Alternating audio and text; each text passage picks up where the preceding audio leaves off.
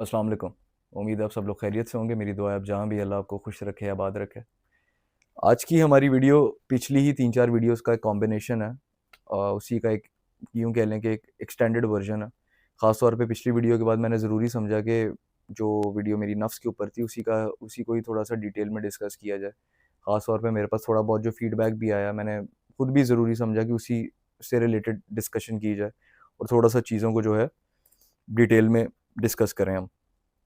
तो आज की वीडियो भी हम थोड़ी-सी लंबी होगी, शायद हो सकता है पिछली वीडियो से थोड़ी-सी लंबी हो जाए और ये भी रिवॉल्व कर रही होगी अराउंड नफ्स, ह्यूमन सेल्फ के ऊपर, हमारी साइकी के ऊपर कि किस तरह हमारी साइकी हमारी रियलिटी को शेप कर रही होती है और कैसे हमारा नफ्स हम रोल प्ले कर रहा होता है, हमारे इनर टर्मोइल में, हमारी खुशी में, हमारी गमी में, हमारे डिफरेंट वॉक ऑफ लाइफ में किस तरह से एक रोल प्ले कर रहा होता है और हम कैसे इसको प्यूरिफाई कर सकते हैं, इससे काम निकाल सकते हैं और इसकी इस्लाम में क्या सिग्निफिकेंस है। और ख़ास तौर पे ये वीडियो उन लोगों के लिए जो थोड़े से जज़्बाती और हसास हैं, जो अपने ऊपर काम करने की कोशिश कर रहे होते हैं, जो थोड़ा अपनी स्ट्रगल में रहते हैं, जिनको जो इज़्तिराब में बहुत ज़्यादा जा रहे होते हैं, जिनको एंग्ज़ायटी, डिप्रेशन बहुत हो रहा होता है और परेशान बहुत जल्दी हो जाते हैं, घबरा बहुत जल्दी जाते हैं और थोड़ा-सा लोनली फ़ील करते हैं अपनी वॉक ऑफ लाइफ़ में और ख़ुद को भी समझने की भी कोशिश कर रहे होते हैं और उनका रुझान अल्लाह की तरफ भी होता है, स्पिरिचुअलिटी की तरफ भी होता है। तो ज़्यादातर तो ये जो वीडियो है ये ज़्यादातर उन्हीं लोगों के इर्द-गिर्द रिवॉल्व कर रही होगी जो थोड़े से जज़्बाती और हसास भी हैं।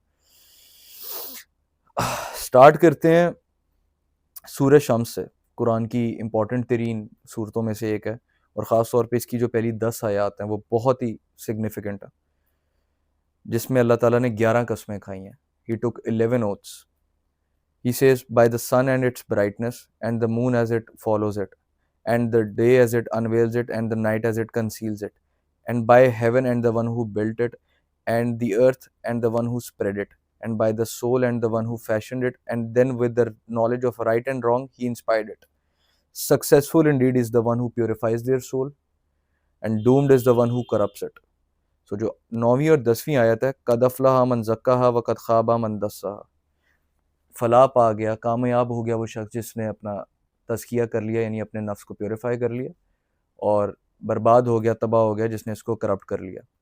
पिछली वीडियो में भी मैंने एक जुमला बोला था कि 2 चीज़ों का पता लगाना बहुत मुश्किल है। एक सरकारे दो आलम सल्लल्लाहु अलैहि वसल्लम का मकाम व मर्तबा और दूसरा नफ्स के अशकाल, because there are so many. शायद गिरगिट भी इतनी तेज़ी से अपना रंग नहीं बदलता जितनी तेज़ी से हमारा नफ्स जो है अपने अशकाल बदल रहा होता है। एक दफ़ा फिर मैं ये चीज़ रिपीट कर दूँ, जब भी इस नफ्स की बात हो रही होती है, हम नफ्स की उस स्टेट की बात कर रहे होते हैं, माइंड की उस स्टेट की बात कर रहे होते हैं जिसमें से बुरी आदत उभर रही होती हैं। मतलब जो भी नेगेटिव हमारी ट्रेट्स होती हैं, गुस्सा, एंगर, फ्रस्ट्रेशन, फ़ियर और डाउट और शहवात हैं, लस्ट है और दीगर जो भी नेगेटिव ट्रेट्स, तो जब भी नफ्स की बात होगी, हम नफ्स से अमारा की बात कर रहे होंगे या माइंड की वो स्टेट जिनमें से ये चीज़ें उभरती हैं। और ये जब इंसान इसको प्यूरिफ़ाई करता है तो वो लवामा की स्टेट में जाता है और फिर थोड़ा उसके बाद इत्मीनान पकड़ता है। बट जब भी कंडेम किया जाएगा या नफ्स की बात होगी, यहाँ पर ज़ेर बहस नफ्स हमारा ही होता है या वो जिबिलतें हमारी हैं, वो इंस्टिंक्ट्स जो कि एक रोल प्ले कर रही होती हैं हमारी इनर सफरिंग में, जो हमारे लिए मुश्किल खड़ी कर रही होती हैं। अब थोड़ा-सा मैं चीज़ों को बहुत ज़्यादा डिटेल में तो नहीं लेके जाऊँगा माइंड साइंसेज़ में और इन चीज़ों में, जितना को मेरे पास महदूद सा इल्म है, उस अल्लाह की तौफ़ीक से। ये कोई साइकियाट्री की क्लास तो नहीं है, बट एक थोड़ी चीज़ों को डिटेल में डिस्कस करेंगे ताकि सुनने वालों के लिए एक बेसिक अंडरस्टैंडिंग डेवलप हो। ब्रेन के डिफरेंट पार्ट्स होते हैं। सामने वाला पार्ट जो हमारा होता है उसको प्रीफ्रंटल कॉर्टेक्स कहते हैं, जो कि रीज़निंग के लिए रिस्पॉन्सिबल होता है, logic handling, decision making, reasoning के लिए। फिर पीछे एक एक डिफरेंट पार्ट होता है, हिप्पोकैम्पस होता है, वो मेमोरी के लिए और बाकी फंक्शंस के लिए भी रिस्पॉन्सिबल होता है, मूवमेंट के लिए भी होता है। फिर एक एमिगडाला होता है, जिसमें ज़्यादातर हमारे इमोशनल रिस्पॉन्स, हमारा फाइट, फ्लाइट और इस तरह के रिस्पॉन्सेस जो हैं के लिए रिस्पॉन्सिबल होता है। इसको रिप्टिलियन ब्रेन भी कहा जाता है, अगर हम मॉडर्न साइंस की बात करें। अब इसकी डिफरेंट तौजीहात है, जो कि जब रिप्टिलियन ब्रेन की बात की जा रही होती है तो उसमें ज़्यादातर हमारी सर्वाइवल डिज़ायर्स होती हैं। फाइट होता है, फ्लाइट होता है, फीडिंग होती है, रिप्रोडक्शन होती है। ये थोड़ा-सा ये वाला एरिया पार्ट ऑफ ब्रेन जो है कंपल्सिव होता है और थोड़ा-सा ना रिचुअलिस्टिक इसके बिहेवियर होते हैं। इसको रूटीन पसंद है, प्रेडिक्टेबिलिटी पसंद है, डोमिनेंस पसंद है, अपने आप को प्रोटेक्ट करना पसंद है, डेंजर से अपने आप को प्रोटेक्ट करता है, अपने आप को सेफ करने की कोशिश कर रहा होता है। थोड़ा-सा एनिमलिस्टिक नेचर है इस वाले पार्ट ऑफ ब्रेन की। अब इसकी डिफरेंट लोगों ने की तौजीहात है। अक्सर लोग कहते हैं कि जो ह्यूमन एवोल्यूशन की बात करते हैं कि इंसान जो इवॉल्व हुआ है फ्रॉम द बिगिनिंग, देखा जाए तो हमारे जो आबाओ अजदाद हैं, हमारे एंसेस्टर्स, वो ऐसे एनवायरनमेंट्स में रहे जहाँ पे जी यूजुअली डेंजर बहुत ज़्यादा था, थ्रेट बहुत ज़्यादा था, फ़ियर बहुत ज़्यादा था, हंगर थी, डिप्रिवेशन थी, और शेर आ जाया करते थे जंगलों में, और न जाने जंगो जलाल थी, और न जाने, तो वहाँ से इंसान ने ये सारी चीज़ें पकड़ी, अडैप्ट की, फाइट फ्लाइट आया और ये सारी चीज़ें। खैर, इसको इतना डिटेल में जाने की ज़रूरत तो नहीं है। बट अगर हम बात करें हमारे एक और दूसरे पार्ट ऑफ ब्रेन की, जिसको एमिगडाला बोलते हैं, पहले भी मैंने ये चीज़ बताई है कि ये ज़्यादातर रिस्पॉन्सिबल होता है, मतलब ये समझ लें ब्रेन का ना एक सेंट्रल स्विच बोर्ड है। अगर जैसे ही कोई थ्रेट आता है तो क्या करता है कि ये एक सिग्नल भेज देता है, और एक इमोशनल अलार्म बेल हमारा ऑन हो जाता है पीछे लिम्बिक सिस्टम में, क्योंकि ये रजिस्टर करता है कि कोई थ्रेट है, तो अपने आप को प्रोटेक्ट करने की कोशिश कर रहा होता है। तो इस तरह से ये हमारे मेन ये पार्ट हैं जिनको हम ज़्यादातर रोल प्ले भी कर रहे होते हैं हमारी ये इनर सफरिंग में, हमारे फियर में, हमारे डाउट में, ठीक है, हमारे एंगर में, और इस किस्म की जो हमारी जबिलतें हैं। फिर बहुत मेजर रोल प्ले करता है नफ्स हमारी इवन फिजिकल सफरिंग में। पिछली वीडियो में भी थोड़ा बहुत एड्रेस किया कि हमारी बहुत सारी जो कह लें एंजाइटी, स्ट्रेस, डिप्रेशन और इस तरह की चीज़ें तो है ही हैं, बट उसके साथ साथ जो एक एडेड इसका इम्पैक्ट आ रहा होता है, इफेक्ट आ रहा होता है, वो हमारी फिजिकल बहुत सारी एलिमेंट्स में भी आ रहा होता है। और इवन मॉडर्न साइंस भी ये चीज़ मानती है कि हमारी इवन जो बहुत सारी आप कह लें कि ऑटो इम्यून डिजीजेज हैं हमारे, और जैसे फियर अगर आपके अंदर बहुत ज़्यादा है, पिछली वीडियो में भी मैंने ये चीज़ डिस्कस की, तो आपकी किडनीज पे डैमेज आ रहा होता है। यही अगर आपके अंदर जो है ग्रीफ बहुत ज़्यादा है, तो आपके लंग्स पे डैमेज आ रहा होता है।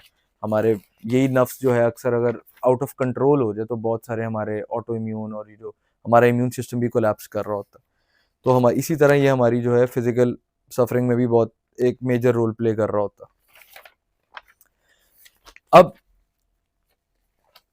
मेनली मैं उन एरियाज ऑफ लाइफ को डिस्कस करूंगा और उन लोगों को डिस्कस करूंगा जो कि ज़्यादातर अपने इस मिजाज के हाथों, अपने ही नफ्स के हाथों, अपने आप को समझ नहीं पा रहे होते, अपने ही नफ्स के हाथों जो है परेशान होते हैं, और जो थोड़े जज्बाती और हसास भी होते हैं, और उनको वो किसी न किसी तौर पे एक ज़हनी तौर पे इनेदाद का शिकार होते हैं, उनकी ज़हनी सेहत इनेदाद का शिकार होती है, और वो किसी न किसी बहरान में होते हैं। हमारी तो मैं उन उन चीज़ों को डिस्कस करूँगा जो कि एक नेगेटिव रोल प्ले कर रही हैं हमारी इस टाइम पे, आजकल की हमारी इनर टर्मोइल में, सफरिंग में, जो नॉर्मल डे लाइफ है, ये क्या चीज़ें हैं या क्या वो फैक्टर्स हैं कि जो कि रोल प्ले कर रहे हैं हमारी इनर टर्मोइल में। उनमें से एक जो एक बहुत कॉमन चीज़ है जो हमें बहुत तंग कर रही है, that is the constant bombardment of content. मगर अगर हम पुराने दौर में चले जाएँ, मतलब life was quite simple back then. तब ऐसा नहीं था होता कि इतने ज़्यादा ओपिनियंस, इतने ज़्यादा लोग, इतनी फ़ास्ट पेस्ड लाइफ़। मतलब हमारे मैंने पिछली वीडियो में भी ये चीज़ डिस्कस की थी कि ब्रेन की एक नॉर्मल कैपेसिटी होती है जिसमें ये यूजुअली 70 से 80 हज़ार थॉट्स हमें डे के आ रहे होते हैं। लेकिन यही जो हमारा सिम्पैथेटिक सिस्टम हो नर्वस सिस्टम होता है, यही लेकिन अगर हमारा पैरासिम्पैथेटिक नर्वस सिस्टम ऑन हो जाए, जिसमें इंसान का माइंड का जो गार्ड ऑन हो जाए, तो हमारी नॉर्मल थॉट की कैपेसिटी बढ़ जाती है, और फिर हमारे अंदर लेथार्जी, फटीग, और जो है थके रहना, हर वक़्त बेज़ार रहना, परेशान रहना, घबराए रहना, ये चीज़ें हमारी जो कि आजकल बहुत कॉमन है, हमारे यहाँ बहुत ज़्यादा कॉमन है। और अब इसमें से एक फैक्टर लाइक आई सेड कि कांस्टेंट बम्बार्डमेंट है। कंटेंट इतना ज़्यादा हो गया हुआ है, मीडिया नेगेटिव न्यूज़ फ्लोट कर रही है, मतलब हमारे फ़ोन्स में। हमने छोटे बच्चों के, अब जिनके ब्रेन्स अभी तक डेवलप नहीं हुए, हमने उनके हाथ में जी मोबाइल फ़ोन्स पकड़ा दिए हुए हैं। और मतलब अगेन थोड़ा बहुत चीज़ मैं बहुत ज़्यादा मेरी कोशिश होती है मैं अवॉइड करूँ ये जो साइंटिफिक डिस्कशन और बहुत ज़्यादा डिफिकल्ट टर्मिनोलॉजीज़ मैं ना ही डिस्कस करूँ। एक बस बेसिक अंडरस्टैंडिंग डेवलप करनी होती है। अब जैसे डिफरेंट हार्मोन्स हैं, रिवॉर्ड हार्मोन्स हैं, डोपामाइन है, फिर एक लव हार्मोन होता है जिसको ऑक्सीटोसिन बोलते हैं, फिर हैप्पीनेस हार्मोन है जिसको सेरोटोनिन बोलते हैं। अब ये हार्मोनल इम्बैलेंसेस हमारे इतने कॉमन हो गए हैं due to the constant bombardment. जैसे मिसाल के तौर पे छोटे-छोटे बच्चे जिनके ब्रेन ही डेवलप नहीं हुए, उनके हाथ में अपने मोबाइल पकड़ा दिए हुए हैं। वो बस घुमाते रहते हैं, घुमाते रहते हैं, घुमाते रहते हैं, ना पेरेंट्स देख रहे हैं कि भाई क्या हो रहा है, क्या वो कर रहे हैं। वो एक जगह वो खाना खा रहे हैं, दूसरी जगह फ़ोन यूज़ कर रहे हैं, और जो मतलब एक तो खाने से भी डोपामाइन आ रहा होता है because it's a reward hormone. खाना मिल जाए या किसी किस्म की कोई प्लेज़ेंट न्यूज़ मिल रही है, सो रिवॉर्ड का ताल्लुक डोपामाइन के साथ। इसी तरह इंसान के अंदर जब क्यूरोसिटी, जो कि हमारे ही नफ्सियात का पार्ट है, उजागर होती है, तो डोपामाइन के सर्टेन सेंटर्स ऑन हो जाते हैं। जब तक वो फुलफिल ना हो, वो सेंटर ऑन रहता है। तो इसी तरह जब हम स्क्रॉलिंग करते जाते हैं, उससे भी सर्टेन डोपामाइन का रश हमें मिलता जाता है। बट एक सर्टेन पॉइंट के बाद हम उसको बिल्कुल जो है उसका एक विड्रॉल भी आता है। तो जब विड्रॉल आता है तो इंसान में बेचैनी, घबराहट और इस तरह की चीज़ें बढ़ रही होती हैं। तो coming back to my point, जब ये कांस्टेंट बम्बार्डमेंट हमारी इतनी बढ़ जाती है, हम अपने थॉट को एग्ज़ॉस्ट करते हैं, और जो कि किसी और काम के लिए अल्लाह ने हमें दिए हुए हैं, मतलब काम की चीज़ सोचने के लिए या रेस्ट करने के लिए या बाकी काम करने के लिए, पढ़ने के लिए या बाकी चीज़ों के लिए, जब वो इन चीज़ों में एग्ज़ॉस्ट होता है तो इंसान में चिड़चिड़ापन भी आ जाता है। फिर वो अपने अज़ीज़-ओ-क़ारिब के साथ, जिसकी वजह से हमारे यहाँ पे जो है सोशलाइज़िंग, जो हमारी न्यू यूथ नए नई पौध की अगर हम बात करें, वो सोशलाइज़िंग उनमें कंपैरेटिवली कम है, क्योंकि वो नहीं बात करना चाहती। और उनमें कंपैरेटिवली हम अगर अपने अज़ीज़-ओ-क़ारिब में भी देखें, जो नई जो जनरेशन है, वो थोड़ी-सी आइसोलेटेड रहती है, फ़ोन्स में रहती है, स्क्रीन पे रहती है और इस तरह की चीज़ें।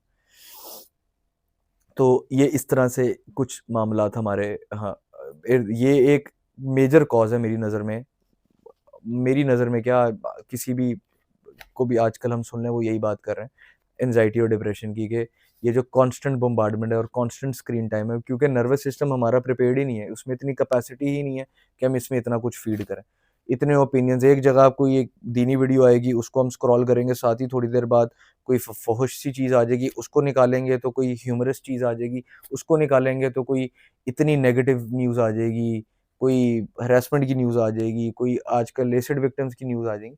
तो ऐसे में हम, इंसान का दिमाग पागल ही होना है और क्या होना है, और इसका कोई कंट्रोल ही नहीं है। एक दफ़ा आप रील्स में घुस जाएँ, कोई वापसी ही नहीं है।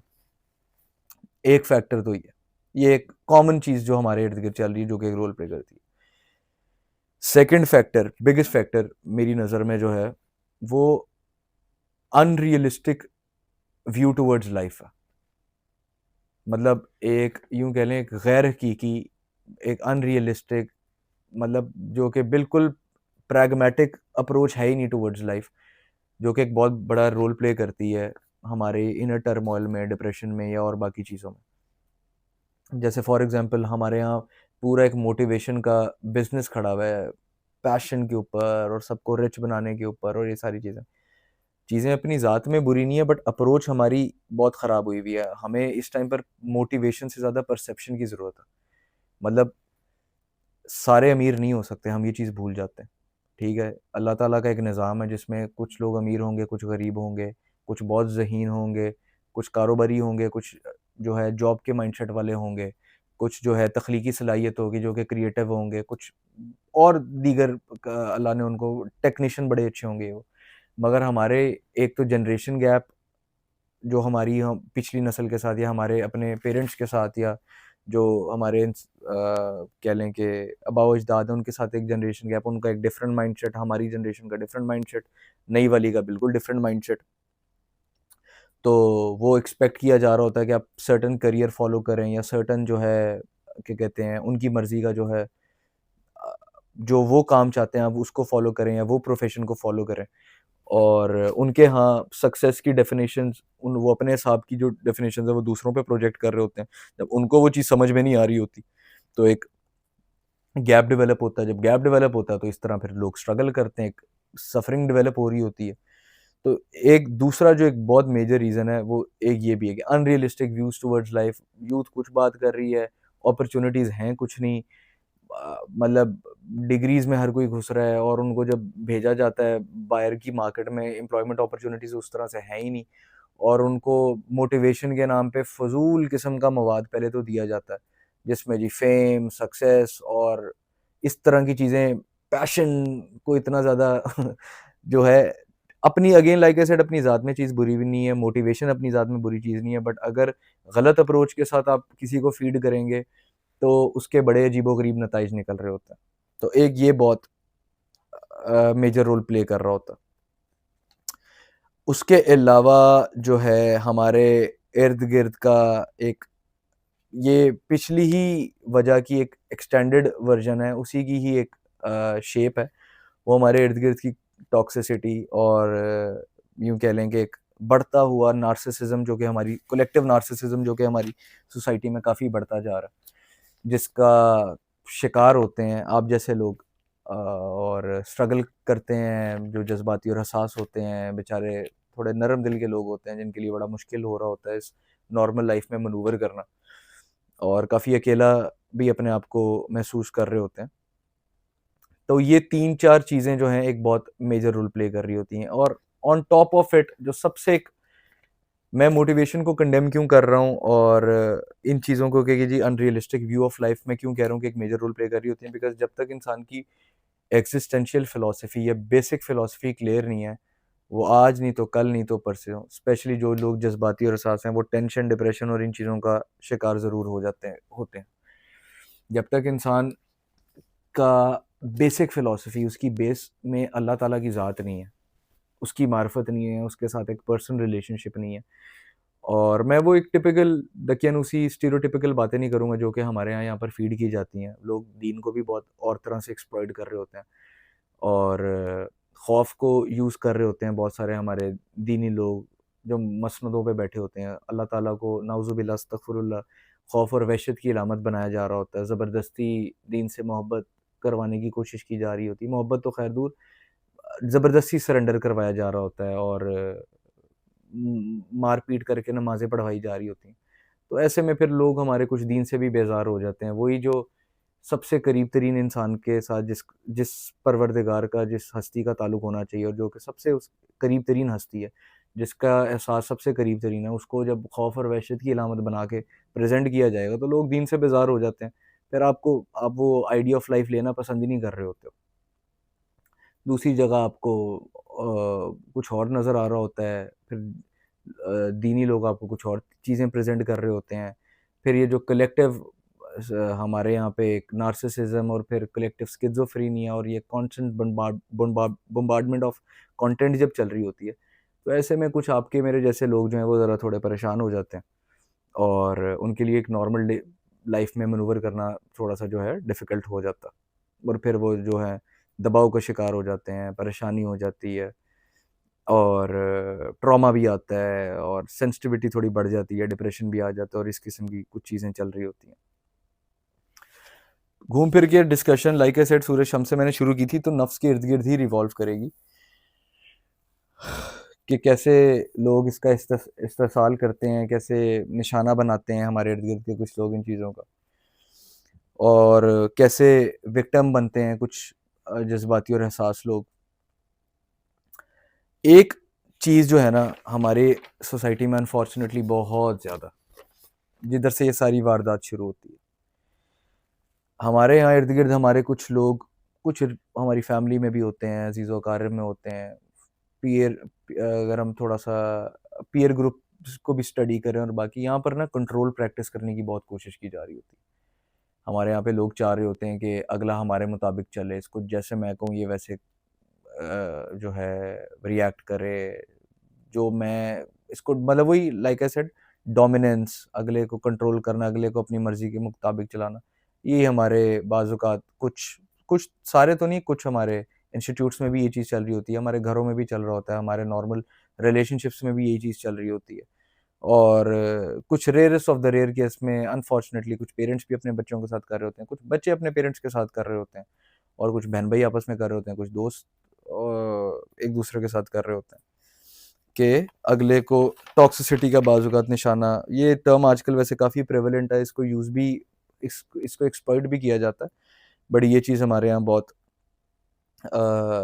आजकल जो है बढ़ चुकी हुई है कि लोग जो हैं बेसिकली ये जो बढ़ता हुआ खुद पसंदी का पौधा है, लोग एक्सपेक्ट कर रहे होते हैं कि हमारे जो इर्द-गिर्द के लोग हैं, उनको भी हम अपनी मर्ज़ी के मुताबिक चलाएँ।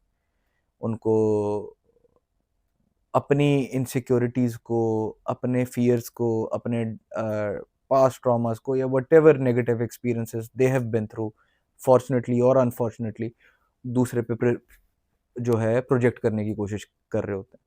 फिर वो चाहे किसी को ज़बरदस्ती कोई करियर रखवाने की सूरत में किया जा रहा हो या कोई और काम निकलवाने की सूरत में किया जा रहा हो। इस तरह से ये मामला तूल पकड़ते हैं। तो पहले उनको उनसे एक्सपेक्ट किया जाता है कि वो भी, अब ये जो एक मैड डांस ऑफ लाइफ चल रहा है, इतना फास्ट पेस ऑफ लाइफ, इसमें कि सारे तो नहीं फर्स्ट आ सकते, राइट? इसमें सारे तो नहीं मतलब एक जैसे हो सकते, सारे तो नहीं क्रिएटिव हो सकते, सारे तो नहीं डॉक्टर हो सकते, सारे तो नहीं इंजीनियर हो सकते, सारे तो नहीं मतलब तख्लीकी सलाहियत वाले, हर बंदे को अल्लाह अल्लाह हर हर इंसान को अल्लाह ने यूनिक बनाया, डिफरेंट बनाया। तो जब वो बेचारे इस रेस ऑफ लाइफ में अपने इर्द गिर्द के लोगों के मुताबिक नहीं चल रहे होते या फेल हो रहे होते हैं, तो उन बेचारों पे बड़ा दबाव आता है, उनको बड़ी परेशानी होती है, और कहीं ना कहीं हम सब उस चीज़ का शिकार हो रहे होते हैं। सो एक जो मेजर हमारे यहाँ जो एक कॉज है, वो ये कलेक्टिव नार्सिसिज्म जो हमारे इर्द गिर्द, और ये जो टॉक्सिसिटी हमारे इर्द गिर्द बहुत तूल पकड़ती जा रही है, वो मेजर रोल प्ले कर रहे होते हैं, जिसमें आपको तानो तशनी का निशाना बनाया जा रहा होता है, आप पे मलामत भी आ रही होती है। और ऐसा क्यों करते हैं लोग? मतलब क्या करेंगे, कोई ना बात लगा दिया करते हैं किसी को। ये वीडियो मेरी ज़्यादातर उन्हीं लोगों के लिए जो थोड़े से ज़रा जज्बाती हैं, हसास हैं, और इन चीज़ों से उनको दो चार होना पड़ता है। फिर वो बेचारे कहीं फिट इन भी नहीं हो पा रहे होते, उनके लिए प्रॉब्लम हो रही होती है, वो मतलब थोड़े लॉस्ट रहते हैं, होते बेचारे अच्छे क्लास वाले लोग हैं, जो इस चीज़ का शिकार ज़्यादातर हो रहे होते हैं, इस टाइम पे वो ज़ेर बहस हैं। तो उनके लिए ना फिर मनूवर करना मुश्किल हो रहा होता है, वो लॉस्ट भी होते हैं अपनी, उनको कुछ समझ भी नहीं आ रही होती, उनको लगता है यार मैं ये भी कर सकता हूँ, मैं ये भी कर सकता हूँ, मैं वो भी। तो वो बेचारे आधे इधर का शिकार होते हैं, आधे वहाँ का शिकार होते हैं। ऐसे में टाइम गुज़र रहा होता है, लाइफ़ दबाव डाल रही होती है, घर वाले दबाव डाल रहे होते हैं, इर्द-गिर्द के लोग अलहदा प्रेशर आ रहा है। सोशल मीडिया पे जाओ तो हर बंदा ही वहाँ पर एक ज्ञान, अपना-अपना ज्ञान दिए जा रहा है, तो ऐसे में वो बंदा दबाव का शिकार, जो कि आजकल बहुत सारे लोग हैं। पहली चीज़ तो आप ये समझ लें कि यार देखिए, आप में कोई मसला परेशानी नहीं है। बदकिस्मती से हमारे इर्द-गिर्द कुछ लोग ऐसे पाए जाते हैं, जो कि, मैं ये जुमला यूज़ तो नहीं करना चाहता, बट बहरहाल कर देता हूँ, थोड़ा-सा तल्ख़ जुमला है। हमारे इर्द-गिर्द कुछ ऐसे लोग पाए जाते हैं, जो होते तो इंसान हैं, लेकिन मुँह के साथ कुत्ते बाँध के घूम रहे होते हैं। और जो बोलने से पहले सोचते नहीं हैं, और अगले को हक़ारत की निगाह से देखते हैं, तानो-तशनी का निशाना बनाते हैं। और ऐसे में अगला अगर थोड़ा बहुत बुरा मना ले उसके सामने, या कंडेम करने की कोशिश करे, प्रोटेस्ट करने की कोशिश करे, तो उसको कहा जाता है, यार क्या हो गया? तुम यार इतने जज़्बाती हो, तुमने तो ज़रा-सी बात को बुरा मना लिया। जानबूझ के करते हैं ऐसे लोग, बड़े मनहूस लोग होते हैं। One of the major cause of suffering that is happening around us is this lack of empathy and increase of narcissism, collective narcissism around us, जिसमें हर बंदा समझता है भाई मैं हूँ कुछ।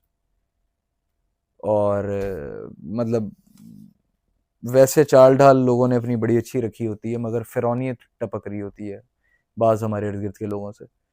तो कोई तानो-तशनी का निशाना बनाते हैं, कोई बात कर देते हैं, ठीक है। बाज़ लोग तो हाथ चलाने पर भी आ जाते हैं, और इस किस्म की भी चीज़ें, अगर ज़्यादा आईना दिखाया जाए या कुछ, तो वो जब नहीं कर पाते, तो फिर एक चीज़ और हमारे यहाँ पे बहुत कॉमनली, हमारे एनवायरनमेंट में बहुत कॉमनली यूज़ होती है, वो ये है कि मज़ाक के नाम पे तंज़ किया जाता है। हमारे फ्रेंड सर्कल्स में, हमारे पीयर ग्रुप्स में ये चीज़ें बहुत कॉमन है, हमारे इंस्टीट्यूट्स में, हमारे जो भी इर्द-गिर्द का हमारे घरों में इनफैक्ट, कि जब वैसे ना, जब, और ये चीज़ याद रखिएगा, ये मैं आपसे बात कर रहा हूँ, अगर कोई आप पे बहुत ज़्यादा मज़ाक के नाम पर तंज़ करता है,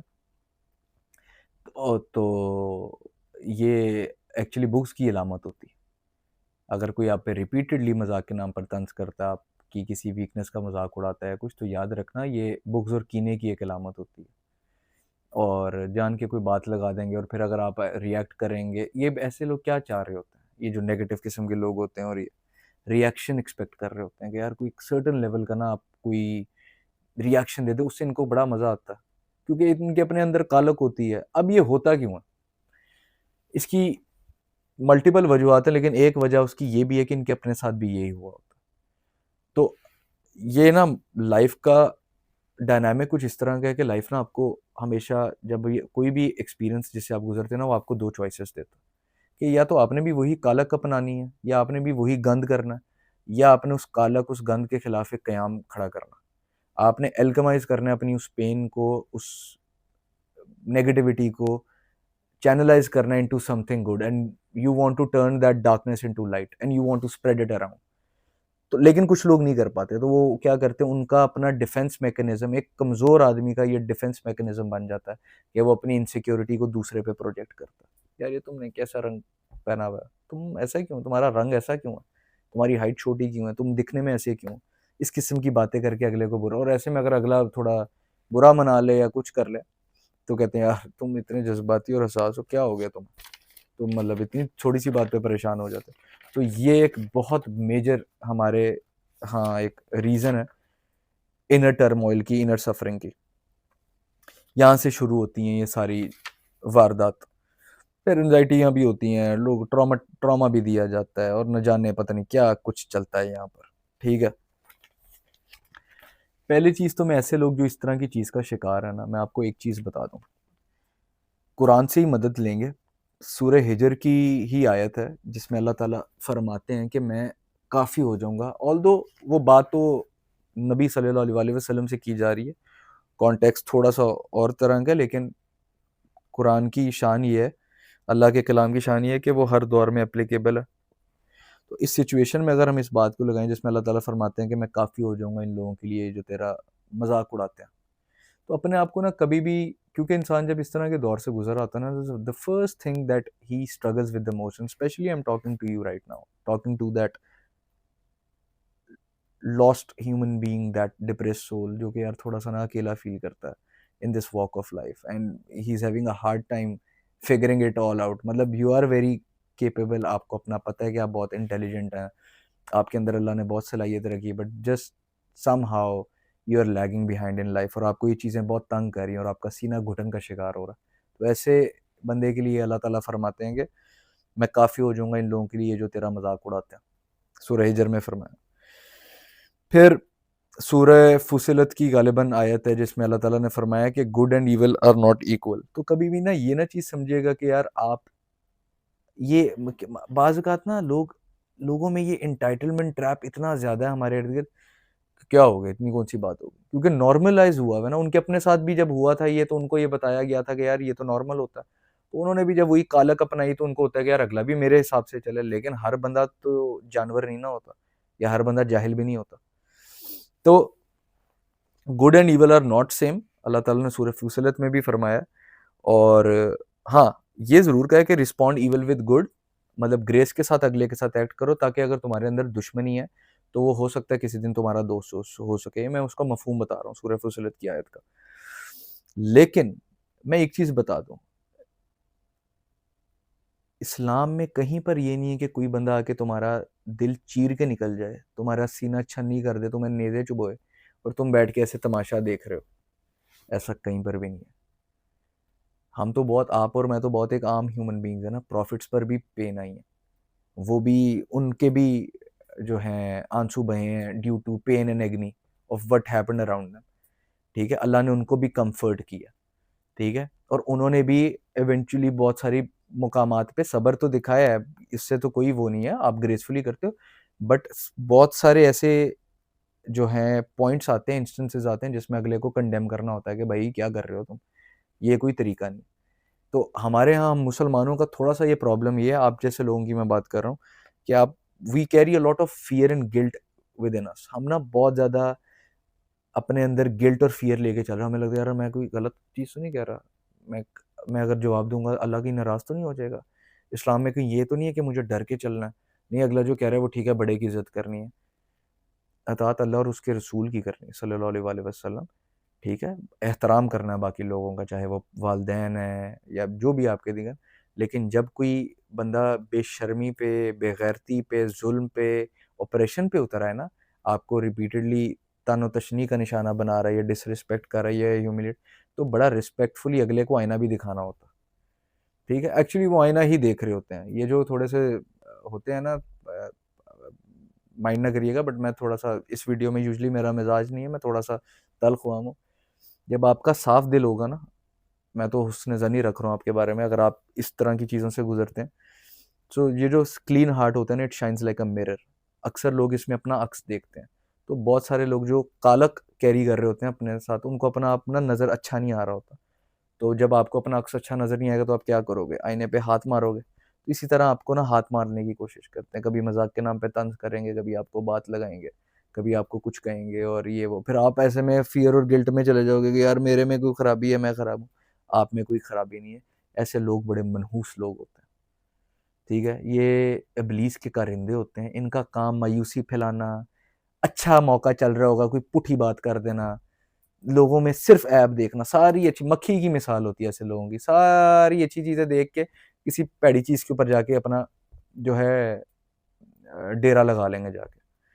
तो ये एक बहुत बड़ी रीज़न है, ऐसे लोगों को से ऑल्दो अल्लाह ताला ने कुरान पाक में फ़रमाया है, वो भी एक डिफरेंट कॉन्टेक्स्ट है वैसे तो, कि हमने तुम में से हम बहुत सारे लोग तुम्हारे लिए आज़माइश के लिए बनाए हैं कि तुम सब्र करते हो क्या नहीं। लेकिन अल्लाह ने ये कहीं नहीं कहा कि तुम पागल हो जाना तुमने। एक बंदा क्योंकि ये चीज़ इवेंचुअली कर देती है। एक बंदा हमारे यहाँ मैंने तो यहाँ पर ऐसे-ऐसे एटमॉस्फेयर देखे हैं, अल्लाह माफ़ करे, यकीन नहीं आता कि भाई इसके साथ बंदा कोई सर्वाइव भी कैसे कर रहा है। मुँह से ऐसे उल्टे-सीधे जुमले निकालते हैं, तौबा अस्तगफिरुल्लाह।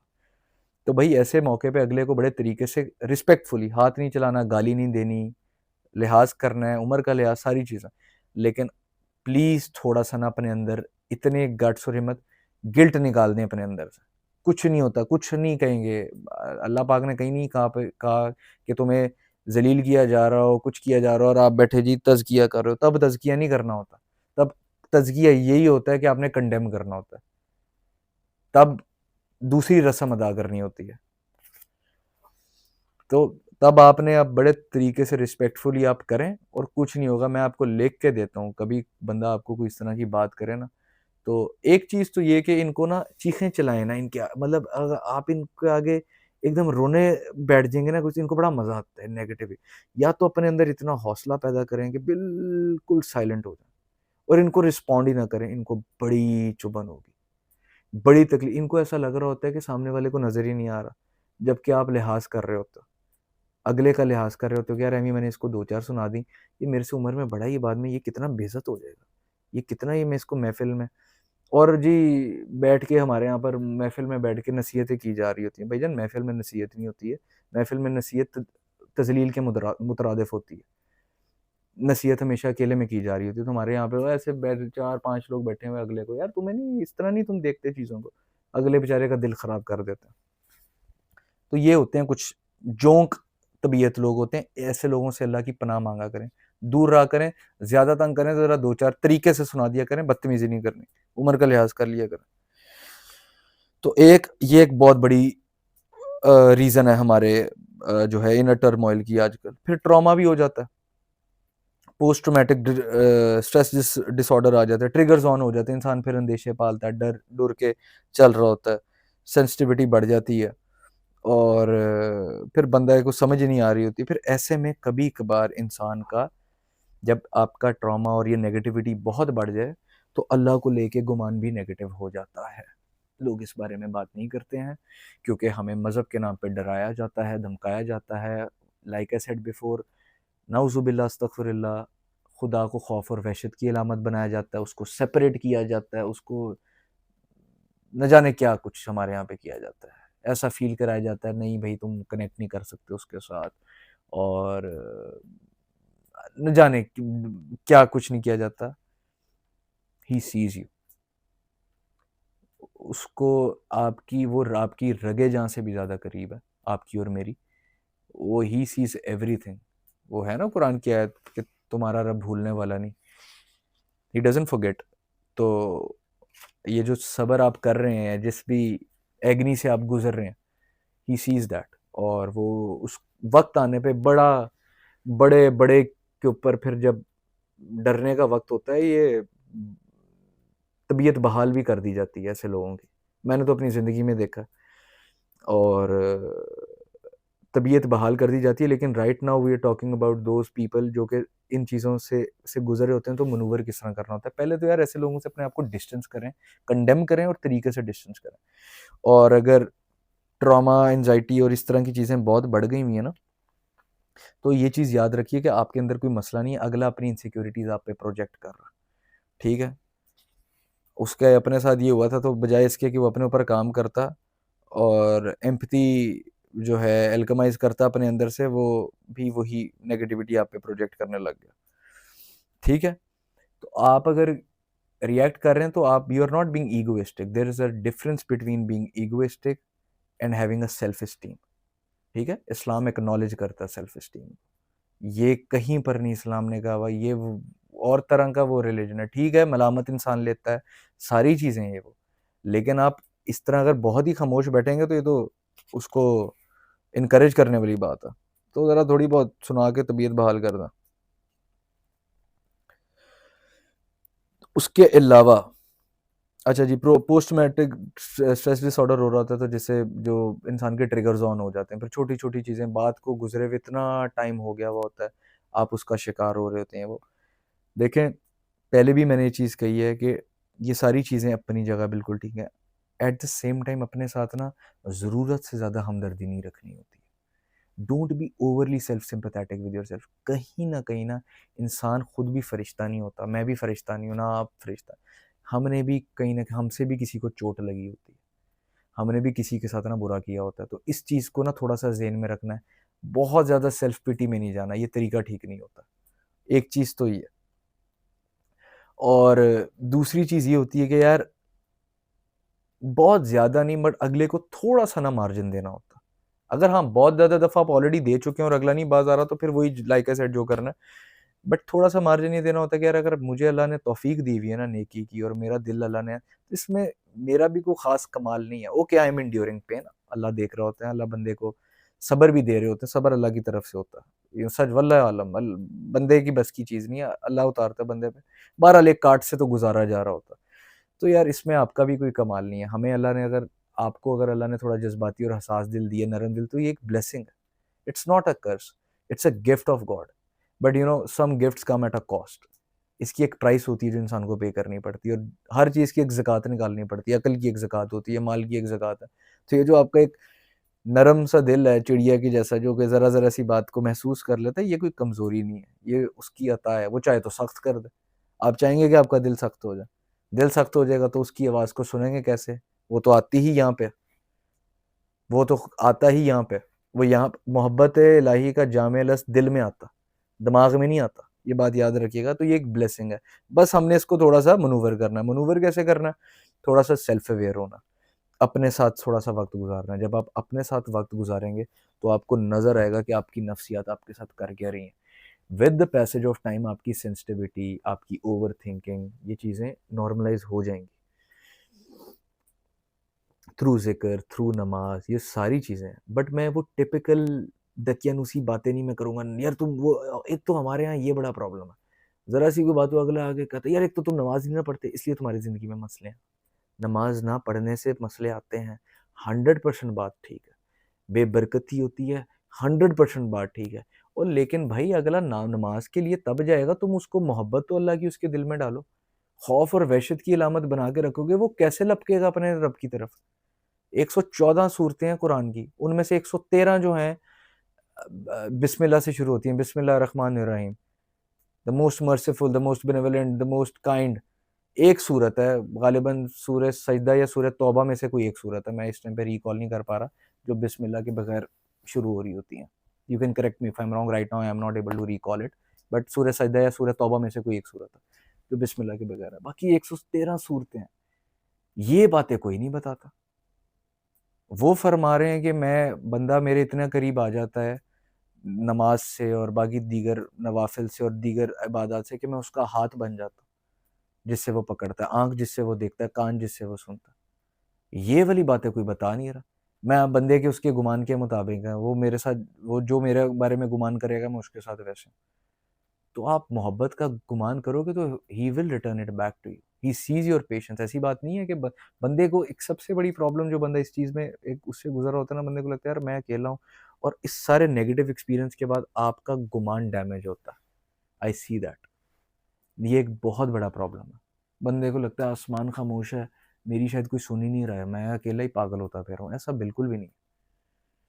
वो नज़र में ही है आपकी, बस नज़र नहीं आ रहा, और अल्लाह निशानियाँ दे रहा होता है।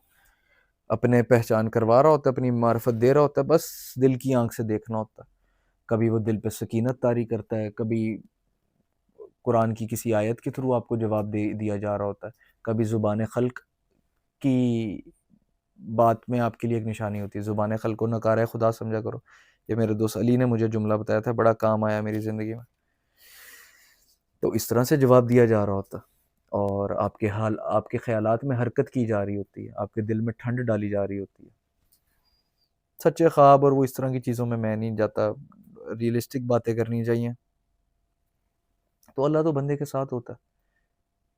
देखने वाली आँख हो जाए ना तो you will see him everywhere in function. You will see him in function everywhere. Wherever you turn, you will find the face of God. Quran की आयत भी है ना। तो अल्लाह देख रहा होता है बंदे को। तो यस, ट्रॉमा की वजह से आपका गुमान डैमेज होता है, आप घबरा जाते हो, आपको लगता है यार ये मुझे बताया कुछ जा रहा था, हो कुछ रहा है, मैं अजीब अकेला पागल हो रहा हूँ, ये इसके अंदर एम्पैथी है कि नहीं है। जो मर्जी हो जाए आपके साथ, मेरा साद इमरान का ये जुमला याद रखना, never ever grow bitter in life. ये जो तुम्हारा दिल है, जैसा अल्लाह ने तुम्हें बनाया, ये एक ब्लेसिंग है अल्लाह की। वो चाहे तो दिल सख्त कर दे एक लम्हे में, and it's not worth it at all. Wasif Ali Wasif हज़रत वासिफ अली वासिफ रहमतुल्लाह अलैह का ये जुमला है कि सोचने वाला दिमाग और महसूस करने वाला दिल नसीब वालों को दिया जाता है। तो कोई बात नहीं, अगर थोड़ी बहुत ज़कात पे करनी पड़ गई, कुछ लोगों ने अगर छलनी कर भी दिया है तो कोई बात नहीं। तो वो लोग अक्सर पूछते हैं तो क्या मतलब, अब अल्लाह को पाने के लिए दिल टूटना ज़रूरी है? मैं कहता हूँ दिल का बार बार टूटना ज़रूरी है। वो है ना रूमी की भी बात के keep breaking your heart until it opens. मैं कहता हूँ यार मुझे नहीं पता दिल का टूटना ज़रूरी है कि नहीं, लेकिन ईगो का टूटना बड़ा ज़रूरी है, नफ्स का टूटना बड़ा ज़रूरी है। अक्सर ना हमारे अंदर ये जो खुद पसंदी और ये जो सेल्फ पिटी, हाय मैं बेचारा, और इस तरह की जो और बाकी दीगर जो हमने आइडल्स क्रिएट किए होते हैं, ये टूटने बहुत ज़रूरी होते हैं। तो ये चीज़ें। अच्छा जी, बाकी अगर बहुत ज़्यादा डैमेज आ गया हुआ है तो थोड़ा सा टाइम लें अकेले। मैं पहले भी मैं ये चीज़ बोलता रहा हूँ कि यार हमारी आज के जिस तरह हमारे लिए खाना पीना ज़रूरी है ना, हमारे लिए ज़िक्र भी उतना इम्पोर्टेंट है। यकीन करें, मैं वो टिपिकल वो वाली बातें नहीं मैं करूँगा जो हमारे यहाँ पे हमें थोपी जाती हैं हमारे सरों में, या तुम ये नहीं करते वो नहीं करते, बट ट्रस्ट मी, ज़िक्र इज़ वेरी इंपॉर्टेंट। स्पेशली वैसे तो हर दौर में, लेकिन अल्लाह का ज़िक्र बहुत ज़रूरी है, तब जाके ये दिल आपका इत्मीनान पकड़ेगा जो इस टाइम पर मछली की तरह तड़प रहा। मैं आपको सच बता रहा हूँ, सूरह ताहा में अल्लाह ने बड़ा क्लियरली फरमाया कि whoever turns away from my remembrance will have a depressed life. ये मैं नहीं कह रहा, और ये साइंटिफिक लॉ, ये रूल है। उसको नहीं, क्यों, वो सोर्स है आपकी, he is the source of love, he is the source of your provision, your sustenance, your peace, your love, your joy. ये इंसान नहीं बनाता है। ये जो आप लोगों को कायल करने की कोशिश कर रहे हैं ना कि अगला आपको मोहब्बत है, वो नहीं दे सकता। If you were to spend the riches of the world, you can not bring two hearts close. It is I who does that, who do that. अल्लाह ताला ने फरमाया तुम दो सारी दुनिया जहां की मालो दौलत खर्च कर लो ना, दो दिलों में मोहब्बत नहीं पैदा कर सकते। अल्लाह ताला डालते हैं। तो ये सोर्स ऑफ लव वो है, जो मर्जी कर लो, हस्बैंड वाइफ रिलेशन ले लो, प्लेटोनिक लव ले लो, बाकी फ्रेंडशिप ले लो, he is the ultimate orchestrator. ये बात जान लो। तो इससे बेहतर है बंदा अपने सोर्स के साथ ही जुड़ जाए, तब जाके ये दिल जो है करार पकड़ता। तो नफ्स को ना थोड़ा सा ट्रेन करना होता है। कैसे ट्रेन करना है, वो जो इसकी क्यूरोसिटी है ना, जो इस नफ्स की एक जिबिल्लत है, इससे काम लेना है। इसको कहना है यार थोड़ा सा ना, ठीक है शुरू में थोड़ा सा नफ्स को लालच ही दे दिया करो। ये मैं इसको पॉजिटिव लालच कहता हूँ कि जो कि डाउट, फियर, क्यूरोसिटी और ऑल दीज ट्रेट्स जो कि मेरी नज़र में होती है इमोरल है, हमारा नीयत डिटरमिन करती है कि ये मॉरल है, ये मॉरल है। इसको सही काम के लिए यूज़ करो। क्यूरोसिटी को कहो यार इतनी बड़ी ज़ात है, उसके साथ जुड़ जाता हूँ, वो मेरे सारे काम ठीक कर देगा। वो सारा कुछ, वो मेरा रिस्क भी ठीक कर देगा, मेरे रिलेशनशिप्स भी ठीक कर देगा, मेरी हेल्थ, मेरी वेल्थ, मेरा सारा कुछ। तो मैं इसकी तरफ बढ़ता हूँ, काम के लिए ही सही। अल्लाह फिर भी बंदे को जो है एक्नॉलेज कर लेता, धुतकारता नहीं है। ये उस हस्ती की शान है। तो इस तरह से थोड़ा थोड़ा ना इसको ट्रेन करो। ये फिर नफ्स ना एकदम फाइट करेगा, कहेगा नहीं देखा मेरे साथ क्या हुआ था, फलाना ने मुझे क्या, ये प्रॉम्प्टर चलाएगा, पास्ट में देखा मेरे साथ क्या हुआ था, क्यों मेरे साथ ऐसे हुआ, मैंने किसी का क्या बिगाड़ता, मैं तो इतना। एक और नफ्स का बहुत बड़ा प्रॉब्लम, पहले भी मैंने ये शायद पिछली वीडियो में ये चीज़ डिस्कस की थी। जैसे शर के कामों के पीछे हमारा नफ्स है, हमारा ना नफ्स होता है, वैसे ही खैर के बहुत सारे कामों के पीछे भी ये अपनी चमक दिखाता है।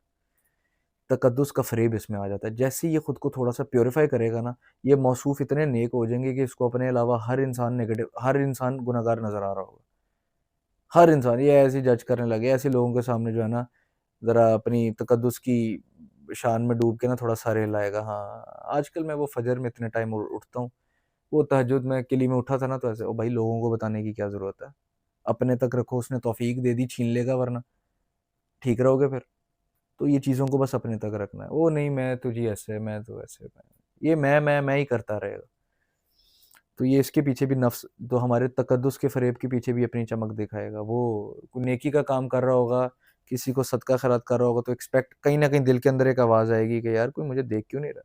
किसी को पता है कि मैं इतना नेक हूँ? किसी को पता है मैं इतने अच्छे-अच्छे काम करता हूँ? तो ये एक्सपेक्ट करेगा। देखा यहाँ पे अब अपना काम दिखा गया। यहाँ पे एक छोटा-सा एक आइडल है, बुत है, जो कि चाह रहा है कि मुझे एक्सटर्नल वैलिडेशन आए, मुझे लोग कहें कि यार हाँ, ये बड़ा अच्छा है। एक्सटर्नल वैलिडेशन क्यों? क्योंकि अभी पूरी तरह उसके साथ जुड़ा नहीं है, फुलफिल नहीं हुआ वो।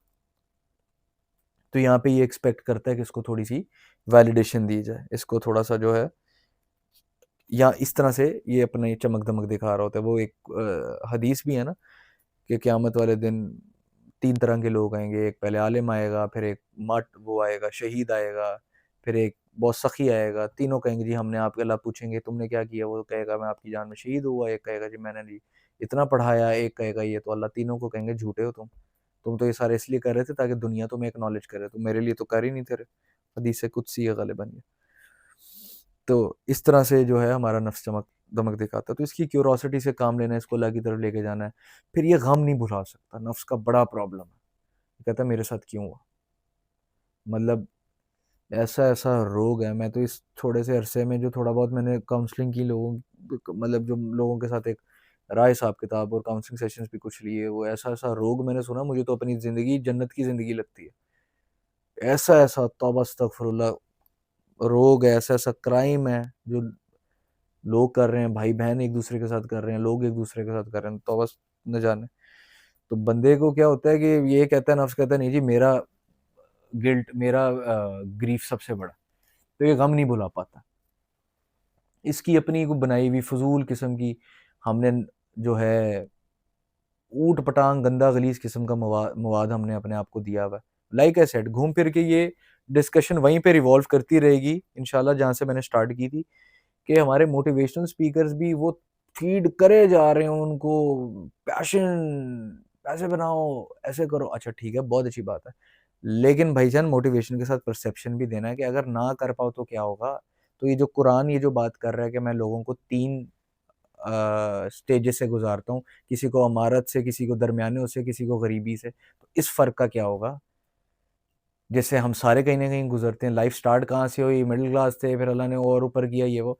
इस्लाम पर्सपेक्टिव दे रहा है, रियलिस्टिक पर्सपेक्टिव।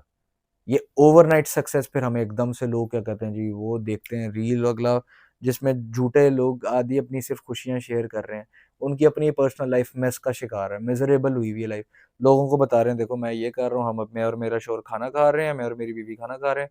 हालाँकि असल च भावें एक-दूजे दे नाल लड़ रहे होन, पता नहीं की कर रहे होन। ये होता है, मैंने खुद होते देखी हैं चीज़ें। स्टेटस लग रहे हैं, my hobby is this, my wife is this, ये मेरे लिए ऐसे करती है, वैसे। असल में पीछे कैमरे के पीछे लड़ रहे होते हैं, बस जी दूसरों को दिखाना है। और वो एक भाई साहब बैठ के देखेंगे कि यार अच्छा, मेरी लाइफ में तो अभी ये भी नहीं है, गाड़ी भी नहीं है, घर भी नहीं है अपना, ये भी नहीं है वो, तो भाई जी डिप्रेशन आ गया। यही अगर उसको परसेप्शन दिया जा रहा हो कि भाई सब आएगा, इस्लाम मना नहीं करता, ना ही मैं कहता हूँ। आजकल के दौर में तो मुझे समझ नहीं लगती, कम से कम जिस तरह का दौर आ गया है, कोई 1.5-2 लाख रुपया नहीं कमा रहा है, वो कैसे गुज़ारा कर रहा है? This is like bare minimum. समझ नहीं आ रही भाई कैसे इतनी फास्ट पेस्ड लाइफ है, इतनी मतलब क्या कहते हैं, ज़रूरियात कहाँ की कहाँ, बिल्स किधर को जा रहे हैं।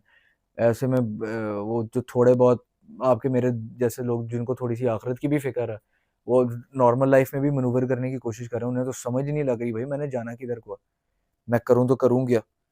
तो वो बेचारे फिर स्ट्रगल कर रहे होते हैं। तो यही अगर हमने पर्सपेक्टिव ठीक दिया हुआ हो ना, लार्जर रियलिटी ऑफ लाइफ को पहले लेकर इंसान चल रहा हो कि भाई मेरी मेरा पहला काम, प्राइम ऑब्जेक्टिव जो है ना, प्राइमरी मेरा, बाकी चीज़ें सेकेंडरी है, वो करनी है। वो ये कि मैंने अपने क्रिएटर, अपने सोर्स के साथ एक ताल्लुक कायम करना है। उसको अपने रब की मार्फत हासिल ही नहीं हुई। वो उसके साथ एक वो उसको ये रियलिटी उसके अंदर उतरी नहीं है कि एक हय्यू और कय्यूम हस्ती है, मेरा उसके साथ एक ज़िंदा ताल्लुक है, वो मेरे साथ मामला कर रहा है, वो मुझे हर वक़्त देख रहा है, वो मेरे बाकी मामलात को भी देख रहा है, मैं एक दिन जाके उससे मिलूँगा। जिस दिन ये एहसास उसके दिल में उतर जाएगा ना, ज़ुबानी कलामी बातें नहीं, रियलिटी की मैं बात कर रहा हूँ, उसके लिए बाकी सारी चीज़ें सेकेंडरी हो जाएँगी। ग्रीफ़ आएगा, ट्रॉमा आएगा, नेगेटिविटी आएगी, एक दिन में जाएगी। वो तसल्ली के लिए किसी के पास जाएगा ही नहीं। हमारे यहाँ पर क्या होता है, वो 30-40 साल इधर-उधर की फ़िज़ूल ज़िंदगी में गुज़ार लिया, ऐसे में कोई वाक़या उल्टा-सीधा हो गया, अब वो एक्सपेक्ट करते हैं जी फलाँ चीज़ पढ़ने के लिए दे दो, फलाँ चीज़ हमें पढ़ने के लिए दे दो। ये तो डिसरिस्पेक्ट है। डिविनिटी की मतलब आपने इतना इतना आपने लाइट लिया हुआ है कि आपने मतलब सारी ज़िंदगी ऊट-पटांग चीज़ों में निकाल दी और ये अब आप एक्सपेक्ट कर रहे हो कि मैं ये फलाना कलमा पढ़ूँ और मैं ओवरनाइट में ठीक हो जाऊँ। करने को अल्लाह कर सकता है, मिरेकल्स होते हैं, मैंने अपनी लाइफ़ में होते देखे हैं, but this is not the right way. बंदे की तरबियत मकसूद होती है। मेरे लिए जीने-मरने का मकसद बना ही नहीं उसका उसका मालिक आखिरत। उसने उसके अंदर ये एहसास उतरा ही नहीं है कि वो जो हस्ती जिसका नाम वो जपता है, जिसका नाम लेता है, जिसको 5 टाइम उसके आगे आके सजदा करते हैं, उसके साथ एक उसका ज़िंदा ताल्लुक है। वो कोई ऐसा नहीं है उसने बना के छोड़ दिया है। वो मेरा ज़ बराह रास्त मेरे साथ मामला कर रहा है, मुझे देख रहा है। मुझे मिलेगा, मैंने एक दिन उसको अपना हिसाब देना। वो मुझे कम्फ़र्ट करता है। उसको पता है मेरी इनसिक्योरिटीज़ का, मेरे फ़ियर्स का, मेरी एगनीज़ का। जब ये चीज़ हो जाएगी, पर्सनल रिलेशनशिप, उसकी सच्ची मारिफ़त, तो वो कभी जाएगा ही नहीं दूसरे के लिए। अब ये मारिफ़त को भी थोड़ा बहुत जो मेरी समझ में आया, महदूद अल्लाह ने मेरे इल्म में मुझे जो तौफ़ीक दी, हमारे यहाँ मारिफ़त को लेके भी लोगों का इतना अजीबो-गरीब जी कॉन्टेक्स्ट है। वो अक्सर लोगों से किसी से बात होती है, ज़हन को सुन नहीं करना भाई। काम-शाम देखने हैं, काम करना है, अपनी नॉर्मल डे ऑफ लाइफ़ में आपको गॉड इन फंक्शन नज़र आएँगे। आपको अपनी रिस्क के मामलात में, प्रोविज़न सस्टेनेंस में, जॉब बिज़नेस में, आपके रिलेशनशिप्स में, आपकी पर्सनल लाइफ़ में, आप कुछ देर अकेले बैठ जाएँ, थोड़ा-सा ज़रा काम करने, थोड़ा तरीके से फ़ोकस करें, ख़्याल में हरकत करेगा आपके दिल पे ठंड उतारेगा, आप ज़रा दुआ दिल से माँग के देखें। लेकिन बात ये एक तरीका है, एक प्रोसेस है। ये नहीं होता है कि हम कोई नया मैंने आज एक चीज़ पढ़ ली, मैं अब अगले मैं कोई नाउज़ुबिल्लाह अस्तगफिरुल्लाह दबाव डालने की कोशिश करूँ, मुझे मेरी मर्ज़ी का फ़ैसला दें। लोग कहते हैं यार जी सब्र क्यों नहीं हो रहा है? पर सब्र करना क्यों मुश्किल हो रहा है? सब्र करना इसलिए मुश्किल हो जाता है, सब्र अव्वल तो अल्लाह ताला बंदे के दिल पे उतारते हैं। उस सूरत में मुश्किल होता है जब हम चाहते हैं हमारी मर्ज़ी का फ़ैसला है, इसमें भी नफ़्स आ जाता है। वो ऊपर-ऊपर से बंदा बातें कर रहा होता है, अंदर से चाहता है मुझे मेरी मर्ज़ी का फ़ैसला दो। मैं ये चाहता हूँ, फिर मैं आपके साथ राज़ी हूँगा। ये थोड़ी फिर ये सरेंडर थोड़ी हुआ। ये अब्द वली जो है एटीट्यूड थोड़ी हुआ है, अब्द वाला एटीट्यूड थोड़ी हुआ। लव थोड़ी हुआ है ये जी आपको अपनी मर्ज़ी का वो मिलता रहे। तो ये यहाँ पर भी नफ्स जो है अपना शक्ल दिखा रहा होता है कि यार मैं तो सब्र करने की कोशिश करूँ, मुझे सब्र मिल ही नहीं रहा है। लम्हे में उतरता, लम्हे में सकीनत उतारी जाती है। मैंने अपनी लाइफ़ में एक्सपीरियंस किया। बाज़ अवक़ात जब आप अपने नफ्स के कंप्लीटली अगेंस्ट जाते हो ना, तो ऐसी कोई डिवाइन ब्लिस आती है बंदे के लम्हे में, कि बंदा कहता है ये क्या हुआ? किसी ने कोई बकवास की आपके बारे में या कुछ आप ये एक मैं एक एग्ज़ाम्पल दे रहा हूँ। आप कभी ज़ब्त दिखा के देख लें। यू विल एक्सपीरियंस के एक बॉल ऑफ फायर था आपके अंदर, जो all of a sudden turned into मतलब आपने उसको स्वेलो किया है and now it's sweeter than Honey. ऐसी ठंड बंदे की उस पे आ जाती है। ये एक एस्पेक्ट की मैं वैसे ही बात कर रहा हूँ। तो हमें हमारी लार्जर रियलिटी ऑफ लाइफ को ठीक करने की ज़रूरत है। उसके साथ-साथ बंदा स्ट्रगल करता रहे, आहिस्ता-आहिस्ता बेहतरियाँ आ रही होती हैं। मैं ये चीज़ क्यों मोटिवेशन के मैं अगेंस्ट नहीं हूँ, बट मैं motivating people with wrong perspective के बहुत अगेंस्ट हूँ, क्योंकि इट लीड्स टू डिप्रेशन। मैं घुमा-फिरा के डिस्कशन अपनी वहीं पे ले गया हूँ जहाँ से हमने स्टार्ट किया था। It leads to a lot of वो डिल्यूज़नल सी बातें कर रहे होते हैं। पैशन किधर है तुम्हारा? भाई ज़रूरी नहीं है कि जो आपका प्रोफ़ेशन है वो आपका पैशन होना चाहिए। हाँ, अगर है तो you are very lucky. But बाज़ औक़ात आप you don't have to necessarily मतलब कि जो आपको जो प्रोफ़ेशन दिया गया है वो आपका पैशन नहीं था। आप अपने प्रोफ़ेशन से आप पैसे कमा सकते हैं, कुछ अच्छा काम कर सकते हैं। उस पैसे को उस टाइम को बाय करके, उस पैसे के थ्रू आप कुछ और बहुत सारी चीज़ें ऐसी कर सकते हैं, जो आपको खुशी देती हैं। That gives you Joy.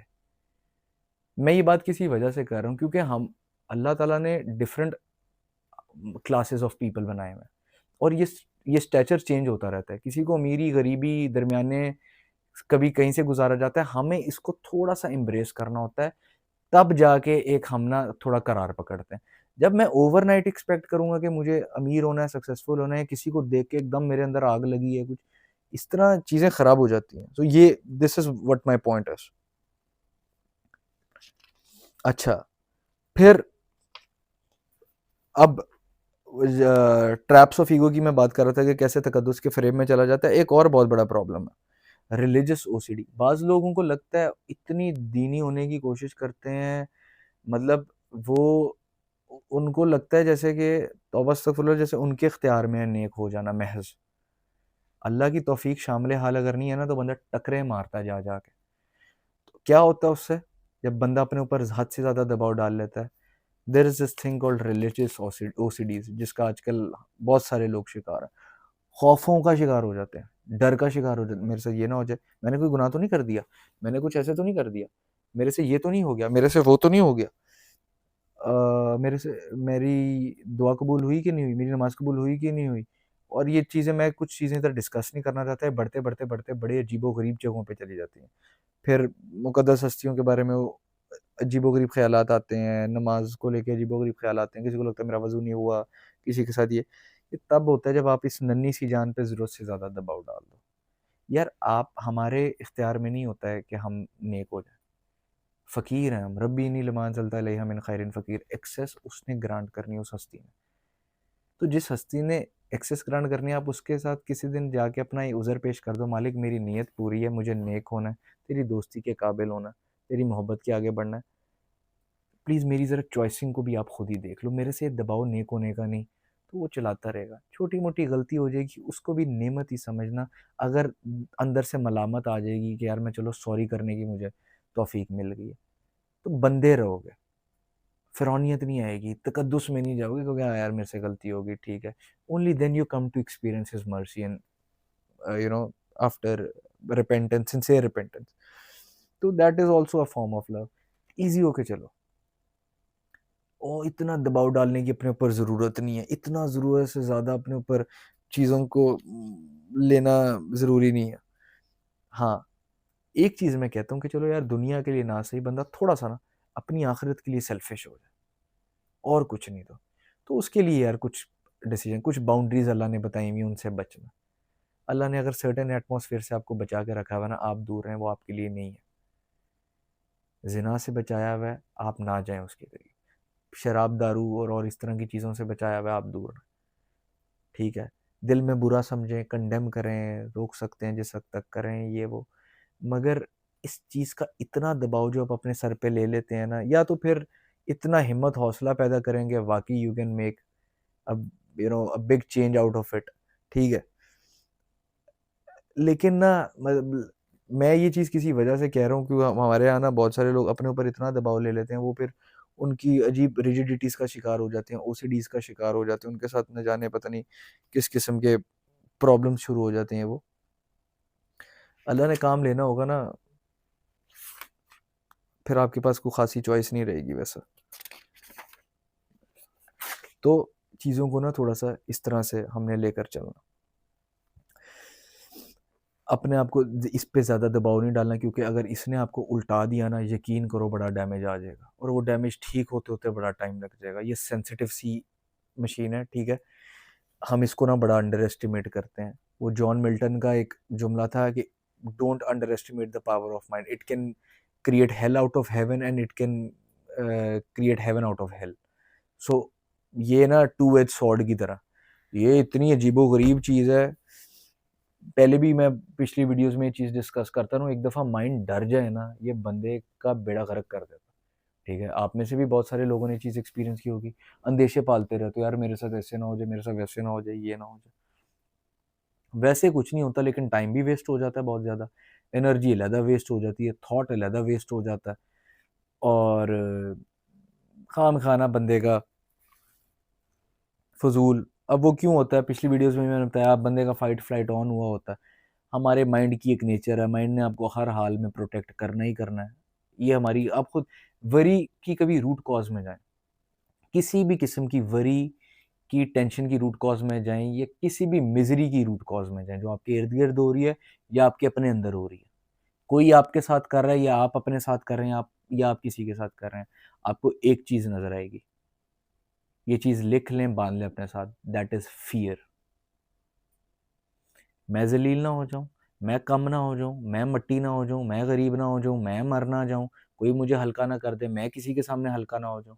नफ्स आपको यही जो है ना, लश्कारे मारता हुआ नज़र आएगा, इन्हीं 6-7 चीज़ों के इर्द-गिर्द। मैं भूखा ना हो जाऊँ, मेरा रिज़्क ना कम हो जाए, मेरा ऐसा ना, कोई मेरे साथ बुरा ना कर दे, कोई मैं किसी के साथ ऐसा।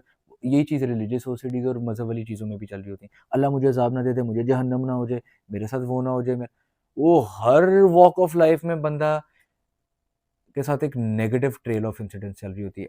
मैं 1 सेकंड के लिए यहाँ पे रुकूँगा, again coming back to the old point. जो लोग भी जज़्बाती और हसास होते हैं, मैं आपकी उसको डिमीन या डाउनग्रेड नहीं कर रहा।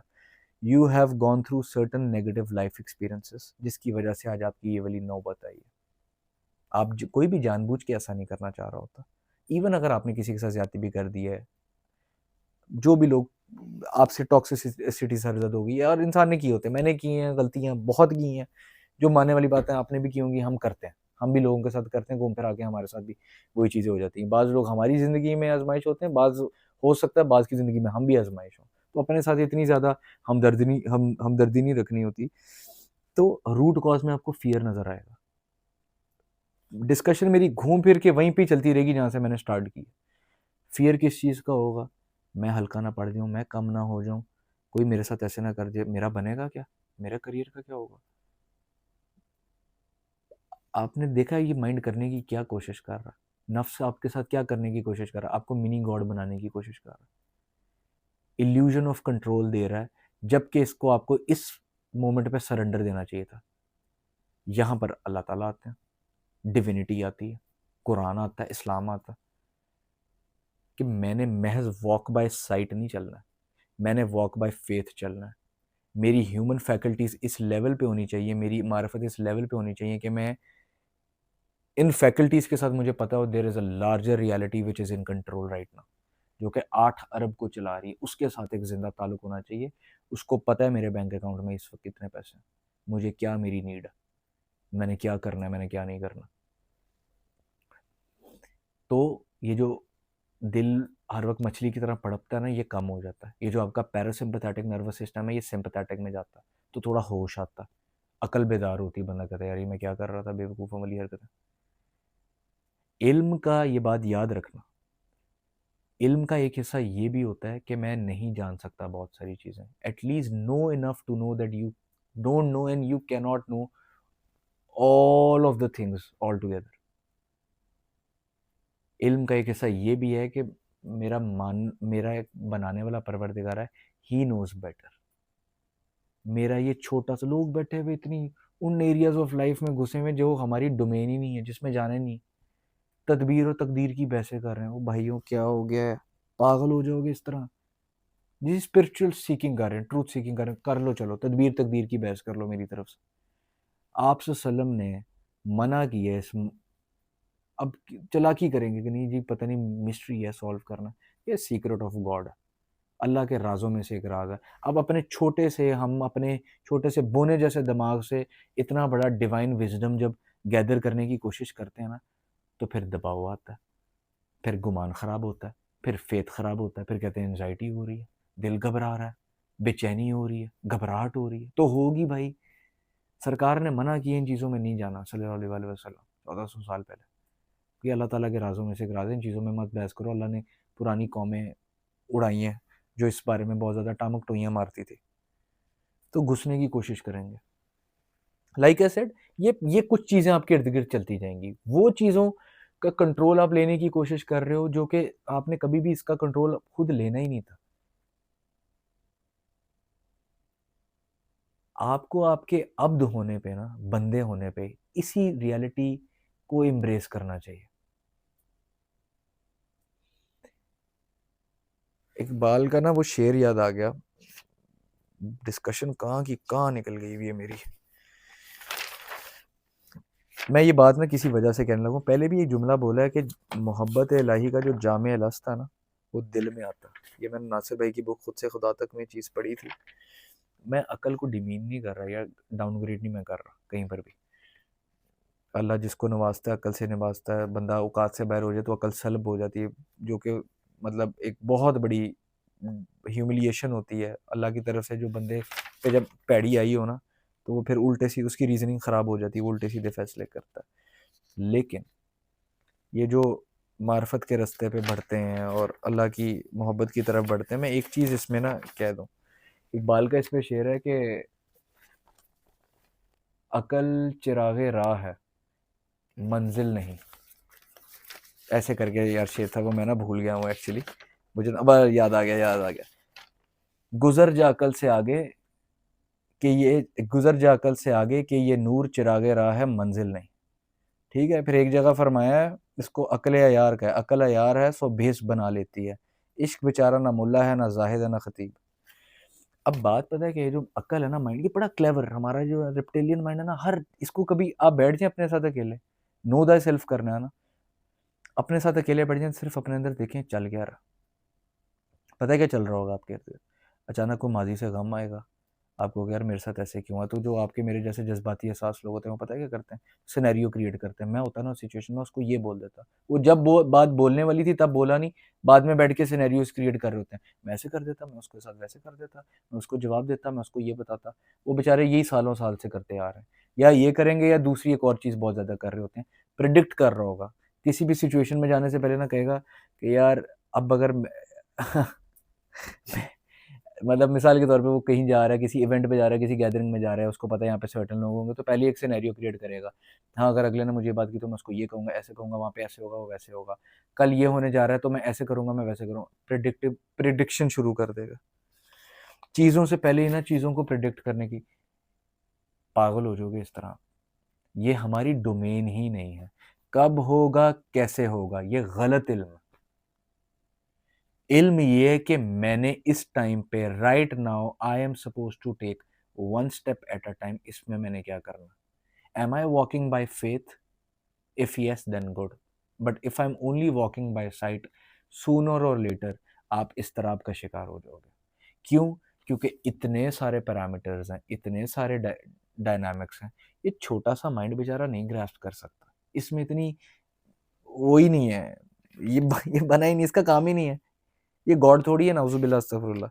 ये तो अल्लाह ताला ने करना है, डिवाइन विज़डम ने करना है सारी ये चीज़ों को।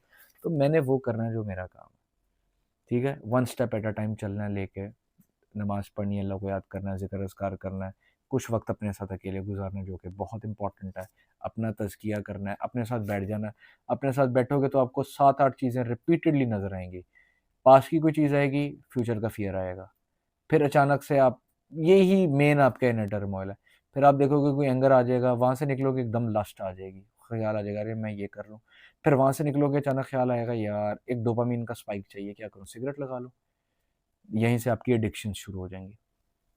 इंसान कहता है कि यार मैं ना, क्या कहते हैं, थोड़ा-सा ना, मतलब लोग डिफरेंट एडिक्शन है, किसी को मीठे की एडिक्शंस है, डोपामाइन मिलता है थोड़ा बहुत, किसी को सूटा लगाने की एडिक्शन है, चाय सिगरेट लगा लेता हूँ, मैं ईज़ी हो जाऊँगा। फिर हुए आज तक ईज़ी? मैं नहीं हुआ, आप कैसे हो गए ईज़ी? क्या कहते हैं, जी पी लेंगे तो ठीक हो जाएँगे, वो सालों-सालों से पिए जा रहे हैं, डोपामाइन स्पाइक मिलती है, फेफड़े उड़ते जा रहे हैं, मसले कहीं के कहीं निकलते जा रहे हैं, चीज़ें कहाँ से कहाँ हो रही हैं, बंदा देख ही नहीं रहा है, क्या हो रहा है, नफ्स पागल किए जा रहा है, किए जा रहा है, किए जा रहा है, किए जा रहा है। वहाँ से निकलोगे तो फिर कोई और, फिर ऐवें ही वो नॉस्टैल्जिया आ जाता है, तो हम नॉस्टैल्जिया में लेके बैठा रहता है। यार पहले पास्ट में लाइफ़ कितनी मज़े की थी। क्यों? क्योंकि उस याद से मज़ा मिल रहा होता है, प्लेज़र मिल रहा होता है। वो पुरानी वो मशूक बड़ी फिट थी, उसके साथ टाइम अच्छा गुज़रता था। यार वो लव, अब तो यार वो इमोशंस फीके पड़ गए हैं। तब बड़ा मज़ा आता था, तब ऐसे होता था, तब वैसे होता था। वहाँ चलता रहेगा। फिर आप अचानक कोई सीज़न मूवी देखेगा तो अपनी लाइफ़ को कंपेयर करने लग जाएगा, यार मेरी लाइफ़ में वो स्पाइक ही नहीं है, वो स्पार्क ही नहीं है, मज़ा ही नहीं आ रहा।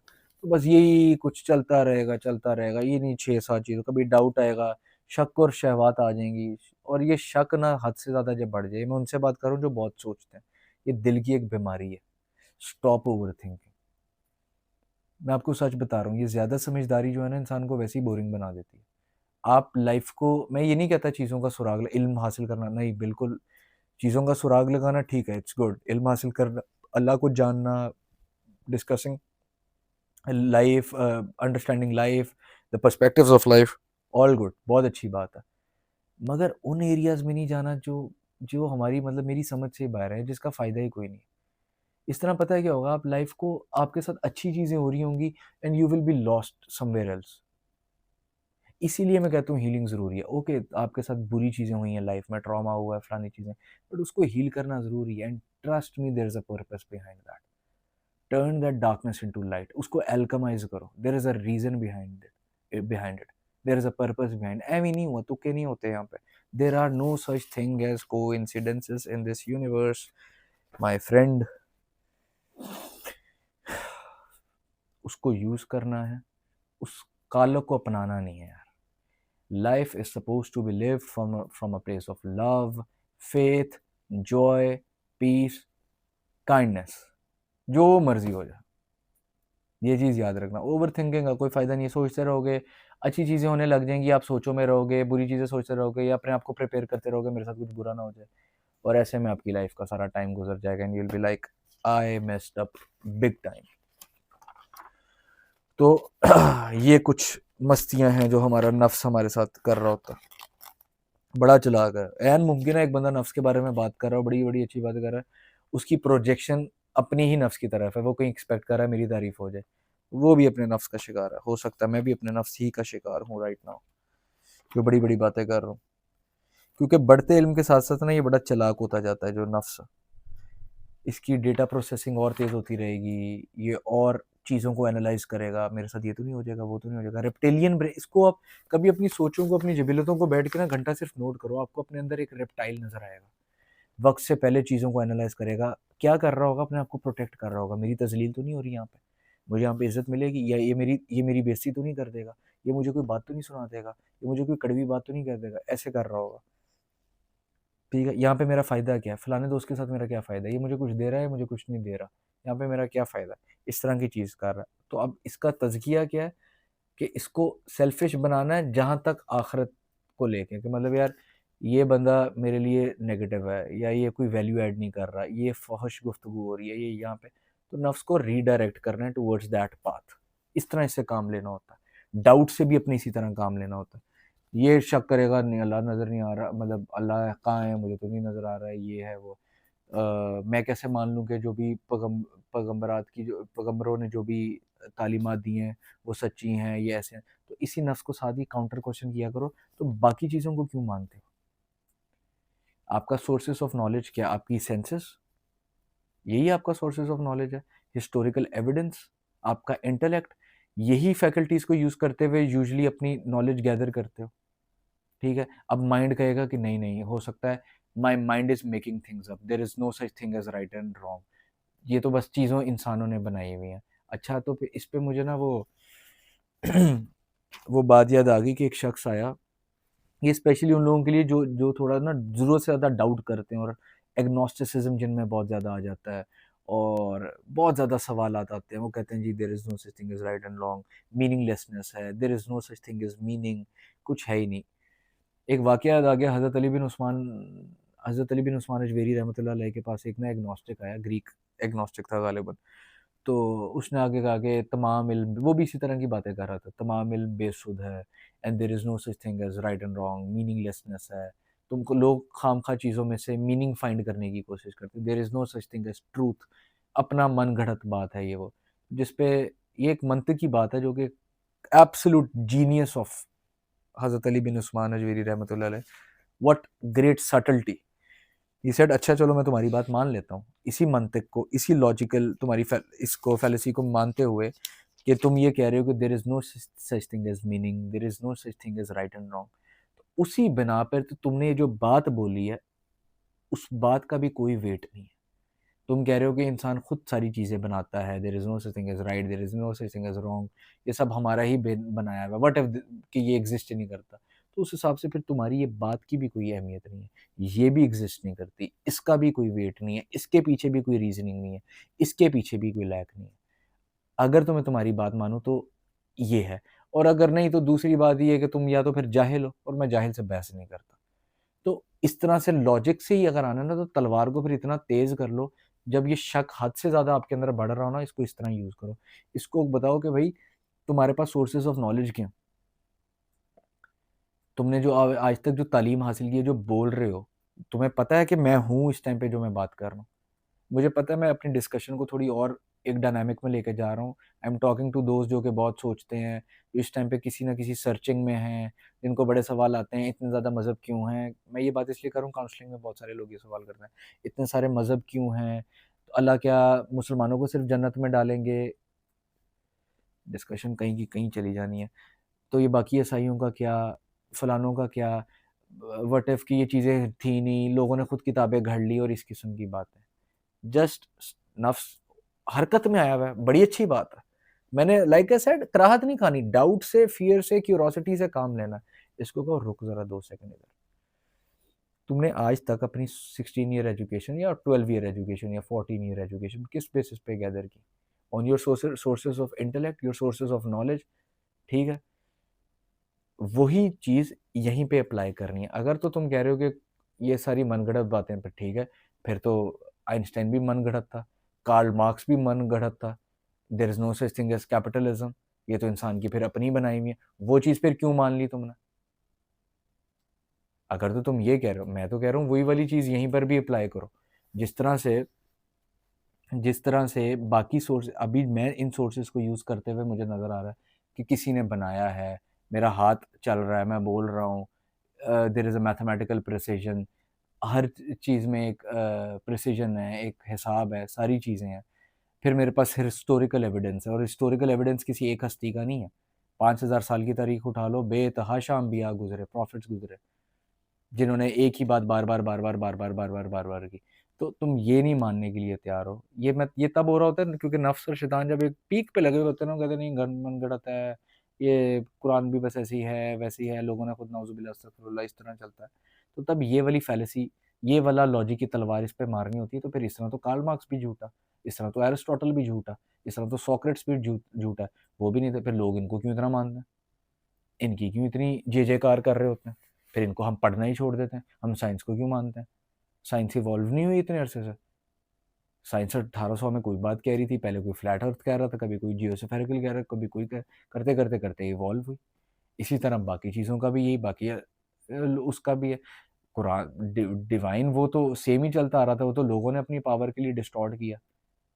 तो फिर अल्लाह ताला एक नए नबी को लेकर आए। फिर जब उसको लोगों ने डिस्टॉर्ट किया, तो अल्लाह ने एक और नई हुज्जत अपनी तमाम की, नबी सल्लल्लाहु अलैहि वसल्लम की के थ्रू। तो इस तरह से चीज़ों को लेके चलना होता है। तो यही आपको नज़र आएगा, इसी तरह चलता रहता है। डाउट आएगा, फ़ियर आएगा, फ्रस्ट्रेशन आएगा, पास्ट रिग्रेट आएगा, पास्ट का गम आ जाएगा, मेरे साथ ऐसे क्यों हुआ, फ्यूचर का फ़ियर आ जाएगा। हमारी नफ्सियात घूम फिर के इधर ही चलती रहती है। तो इसको टेम करना होता है बाय एजुकेटिंग माई सेल्फ। अल्लाह की मोहब्बत का एहसास इसके दिल में डालना होता है। इसको कहना, इसको क्यूरोसिटी से काम लेना होता है। थोड़ी रिसर्च करनी होती है, अच्छे सोर्सेज़ को पढ़ना होता है। और देखें वहीं से स्टार्ट करूँगा, वहीं पे लेके जाऊँगा जहाँ से स्टार्ट किया था। हर चीज़ आपके लिए नई है। I am talking to emotional sensitive human beings. अपने मिज़ाज को समझें। हर every thing is not for you. हर चीज़ हर इंसान के लिए नहीं होती। डूम स्क्रॉलिंग करना छोड़ दें इंस्टाग्राम पे और इधर। फ़िज़ूल चीज़ें आपके लिए नहीं है, आपको हार्म करती हैं। आप जज़्बाती और हसास हैं। आपको नेगेटिव न्यूज़ तंग करती है, आपको लोगों के रवैये तंग करते हैं। आपने थोड़ा-सा वक़्त, आप पे ब्लेसिंग अल्लाह की, वो चाहता है आप उसके करीब आएँ। आपने नहीं हर वक़्त बैठ के ये सारी चीज़ें करनी। आपने कि नहीं हर वक़्त हँसियाँ-खेड़ियाँ करनी महफ़िलों में बैठ के। फिर आपको कोई-कोई बात कह देगा, आपको आपके अंदर अकेलेपन का एहसास होगा, फिर पता है क्या होता है? फिर ये ऐसे बेचारे लोग कसरत नेकी करेंगे, एक्सपेक्ट करते हैं कि इस पे भी मुझे हज़रत अली बिन उस्मान अजमेरी रहमतुल्लाह का वाक़या याद आ गया कि मैं लोगों की मदद बड़ी किया करता था। तो एक वक़्त आया मैं मकरूज़ हो गया, तो उनके जो शेख थे उन्होंने कहा कि देखो नेकी उतनी ही किया करो कि जितनी की इस्तिताअत है, वरना होगा ये अल्लाह तो तुम्हें अजर देते रहेंगे, अल्लाह पाक को तो किसी चीज़ की कमी नहीं है। मगर तुम्हें शैतान इस तरह ना एक्सप्लॉइट करेगा या यूज़ करेगा, तुम्हारे दिल में गिला डाल देगा कि देखो, तुम्हें तो रिवॉर्ड ही नहीं आया उसके हिसाब से, तुम तो इतने नेक हो। नफ्स ये भी करता है, मैं तो इतना अच्छा हूँ, मैं तो इतना नरम दिल हूँ, मैं तो सबके लिए इतनी काइंडनेस करता हूँ, फिर भी मेरे साथ ऐसे हो जाता है। तो इस किस्म की जो है फिर चीज़ें आपके साथ चलेंगी, खुद तरसी आएगी, सेल्फ पिटी आएगी, यार हाय मैं बेचारा। तो ये चीज़ें इस तरह से इन चीज़ों का ना ख्याल रखना होता है। इसलिए negative news, negative environment, toxicity, इन चीज़ों से ना थोड़ा बचना है। इंस्टा से थोड़ा बचें। अब ये भी देखें ना कितना आयरॉनिकल है। मैं आपको कह रहा हूँ सोशल मीडिया से बचें और मैं अपना मैसेज कन्वे करने के लिए भी वही मीडियम यूज़ कर रहा हूँ। How ironical, how strange is this. ठीक है। फिर यार आपको एक और चीज़ इधर डिस्कस कर लें, एक्सटर्नल वैलिडेशन लेनी छोड़ दो यार। इस दुनिया का हिसाब ये है कि एक दिन आपको फूल देगी, दूसरे दिन आपको पत्थर मारेगी। वही जिसके जिसके हाथ में आप फूल थमा के आए हुए होगे ना, वो एक दिन तो आपके बड़े गुन गाएंगे, हफ्ते बाद आपको जो है ना पथराव आप पे शुरू कर देंगे। तो प्लीज़ ये एक्सटर्नल वैलिडेशन और इस तरह की चीज़ें जो हैं, इनसे थोड़ा सा इज्तनाब करो। आपको नहीं मिलेगा, नहीं दे सकती है दुनिया, देगी भी तो आर्जी होगा। अल्लाह के साथ जुड़ के रहें, वो दिल पे जब तसल्ली देगा तो एक मखसूस किस्म की ना आपको बेनियाजी देंगे। आप कहोगे भाई मुझे नहीं तारीफ़ चाहिए और मुझे नहीं आपकी ये तारीफ़ें चाहिए, तो बंदा फिर ना ईज़ी रहता। इस पे मुझे ना वो शेर याद आ गया, अब ये पता नहीं किसका है, ये उन लोगों के लिए जिनका दिल थोड़ा-सा ज़ख्मी है, आपके लिए शेर कर देता हूँ। ये किसी का ही शेर है, चल ए सबा उस शहर को ले चल जहाँ दरख्तों से हवाएँ प्यार की आती हैं, साये मेहरबान होते हैं। मुझे ये अहले दर्द का अंदाज़े दर्द भा सा गया, दिलों में ज़ख्म है लेकिन लबों से फूल बरसते हैं। सो आई नो, और वो देख रहा है, मैं हर लम्हे देख रहा होता है बंदे को। He never forgets, he never स्लीप्स। आपने जो भी काइंडनेस किसी के साथ की है ना, ज़ख्मी दिल के बावजूद, अल्लाह पाक उसको देख रहे होते हैं और वो रायगा नहीं जाती। मिलेगा अजर, दुनिया में नहीं तो आखिरत में तो ज़रूर ही मिलेगा। दुनिया पे भी मिलेगा इंशाअल्लाह ताला, इंशाअल्लाह ताला। एक दफ़ा फिर मैं पिछले वाले पॉइंट पे ही, पिछले से पिछले पॉइंट पे वापस आऊँगा। जो मैं ये वैलिडेशन से पहले फ़ियर की बात कर रहा था, उसको थोड़ा-सा डिस्कस करते हैं। हम अपने इर्द-गिर्द या इवन अपने अंदर भी इंटरनली या एक्सटर्नली हम जो भी पेन, मिज़री, क्राइम या किसी भी किस्म की सफ़रिंग देख रहे हैं, उसकी जो जड़ है, रूट कॉज़ है ना, दैट इज़ फ़ियर, वो खौफ़ है, ठीक है? और चाहे वो हमारे जो हैं सोशल बिहेवियर्स हों या हमारी कुछ और दीगर मसाइल हों, उसकी जो जड़ होती है हमेशा खौफ़ होती है। हमारे हाउस होल्ड इश्यूज़ हैं, सास-बहू के जो मसले हैं और बाकी दीगर मसले, उसकी भी जड़ फ़ियर ही है। उसको वो क्यों एक-दूसरे के साथ नहीं बैठ रहा, या उसको क्यों एक-दूसरे को तानाबाज़ी का निशाना बना रहे हैं कि जी उसको डर है कि जी मेरी डोमिनेंस ख़तरे में है, मेरा बेटा मेरे हाथ से जा रहा है, वो मेरी सुन नहीं रहा, मेरी जो है टेरिटोरियल डोमिनेंस घर में जो है वो वीक पड़ रही है, तो जिसकी वजह से उसकी एक नेगेटिव रिएक्शनरी अप्रोच आ रही है। सिमिलरली ये जो बड़े स्केल पे चले जाएँ या चलो दूसरे स्केल पे बात करें, कॉर्पोरेट्स में जो मसले मसाइल हो रहे हैं, बॉस उसको डोमिनेट कर रहा है अपने एम्प्लॉयी को, या वो उसको साथ किसी किस्म की कोई जो है डिसरिस्पेक्ट कर रहा है, ह्यूमिलिएशन कर रहा है, क्यों? उसके अंदर भी फ़ियर है कि जी मैं प्रमोट होता हूँ, नहीं होता, मैं मेरी कहीं नौकरी खतरे में ना चला जाए, मैं हल्का ना पड़ जाऊँ, मैं इस सोशल हायरार्की में कहीं नीचे ना चला जाऊँ। तो उसको कोप करने के लिए जो एक कमज़ोर आदमी होता है, जिसका तज़किया नहीं हुआ होता, जिसने अपने आप को प्यूरिफ़ाई नहीं किया होता, अपने अंदर की साइकोपैथीज़ को डील नहीं किया होता, वो उस बंदे का एक डिफेंस मैकेनिज़्म होता है कि वो हमेशा एक नेगेटिव रिएक्शन दे रहा होता है, उसको कंट्रोल करने की कोशिश करता है through any sort of toxic या डोमिनेंट बिहेवियर, ताकि वो उसके कंट्रोल में आ जाए। यही जब हम बड़े स्केल पे चले जाएँ, तो हमारे जो भी उल्टे-सीधे करप्ट लीडर्स होते हैं, वो भी इसीलिए कर रहे होते हैं, एक-दूसरे को डोमिनेट करने की क्यों कोशिश कर रहे हैं जी, उनका वक़ार या उनकी किसी किस्म की सॉवरेनिटी खतरे में ना पड़ जाए, जो कि उनको लग रहा होता है। तो हर तरह की जो भी हमारे इर्द-गिर्द सफ़रिंग है, ये चीज़ें, इसके जड़ जो है ना फ़ियर है। सिमिलरली कोई यही चीज़ रिलिजन में, स्पिरिचुअलिटी में भी यूज़ हो रही होती है। यहाँ पे हमें ज़बरदस्ती डरा-डरा के जी एक्सप्लॉइट किया जा रहा होता है, अल्लाह का खौफ डाला जा रहा होता है। इंसान कुरान पढ़े ज़रा दिल की आँख से और अल्लाह बंदे को तौफ़ीक दे, तो उसको नज़र आ जाता है कि अल्लाह जिस डर की बात कर रहा है वो हर उस चीज़ का डर है जो उसको अल्लाह से दूर ना कहीं कर दे जाने अनजाने में। तो हर उस चीज़ से हमें डरना चाहिए जो कहीं हमें जाने अनजाने में उस ज़ात से, उसकी रहमत से दूर ना कर दे। बाकी अल्लाह ने तो कहीं नहीं डराया।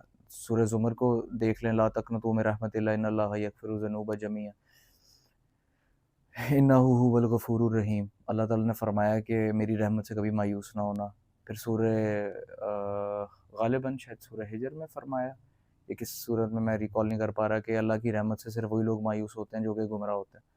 सो वहाँ से तो इनफ़ाइनाइट मर्सी जो है एक इश्यू हो रही है। ये हमारी ही अपनी इंटरनल हमारा इश्यू, हमारे ही नफ्सियात का मसला है कि हम हर चीज़ से इतने खौफ़ज़दा हैं कि हम जब अल्लाह की तरफ भी बढ़ते हैं तो हमें हमें बस डर ही लगा रहता है, मेरे साथ ऐसे ना हो जाए, मेरी मुश्किल। और नफ्स के अंदर, हमारे नफ्स के अंदर कहीं न कहीं ये एक रूट कॉज़ पाई जाती है फ़ियर की, कि उसको लगता है कि यार मैं अगर दीन की तरफ बढ़ूँगा या अपनी लाइफ़ को चेंज करने की कोशिश करूँगा, या मैं अल्लाह के साथ जुड़ूँगा, तो मेरी ज़िंदगी के सारे रंग फीके पड़ जाएँगे, मैं गरीब हो जाऊँगा, मुझे सारे छोड़ देंगे, मैं ऐसे हो जाऊँगा, बीमार हो जाऊँगा। आज़माइश आती है, इसमें तो कोई शक नहीं है, वो तो आती है। अगर आप थोड़ा आगे जाने की कोशिश कर रहे हैं, डीप रिलेशनशिप कायम करने की कोशिश कर रहे हैं, फ़ेथ रिफ़ाइन होने के लिए, शार्प होने के लिए सफ़रिंग नेसेसरी होती है।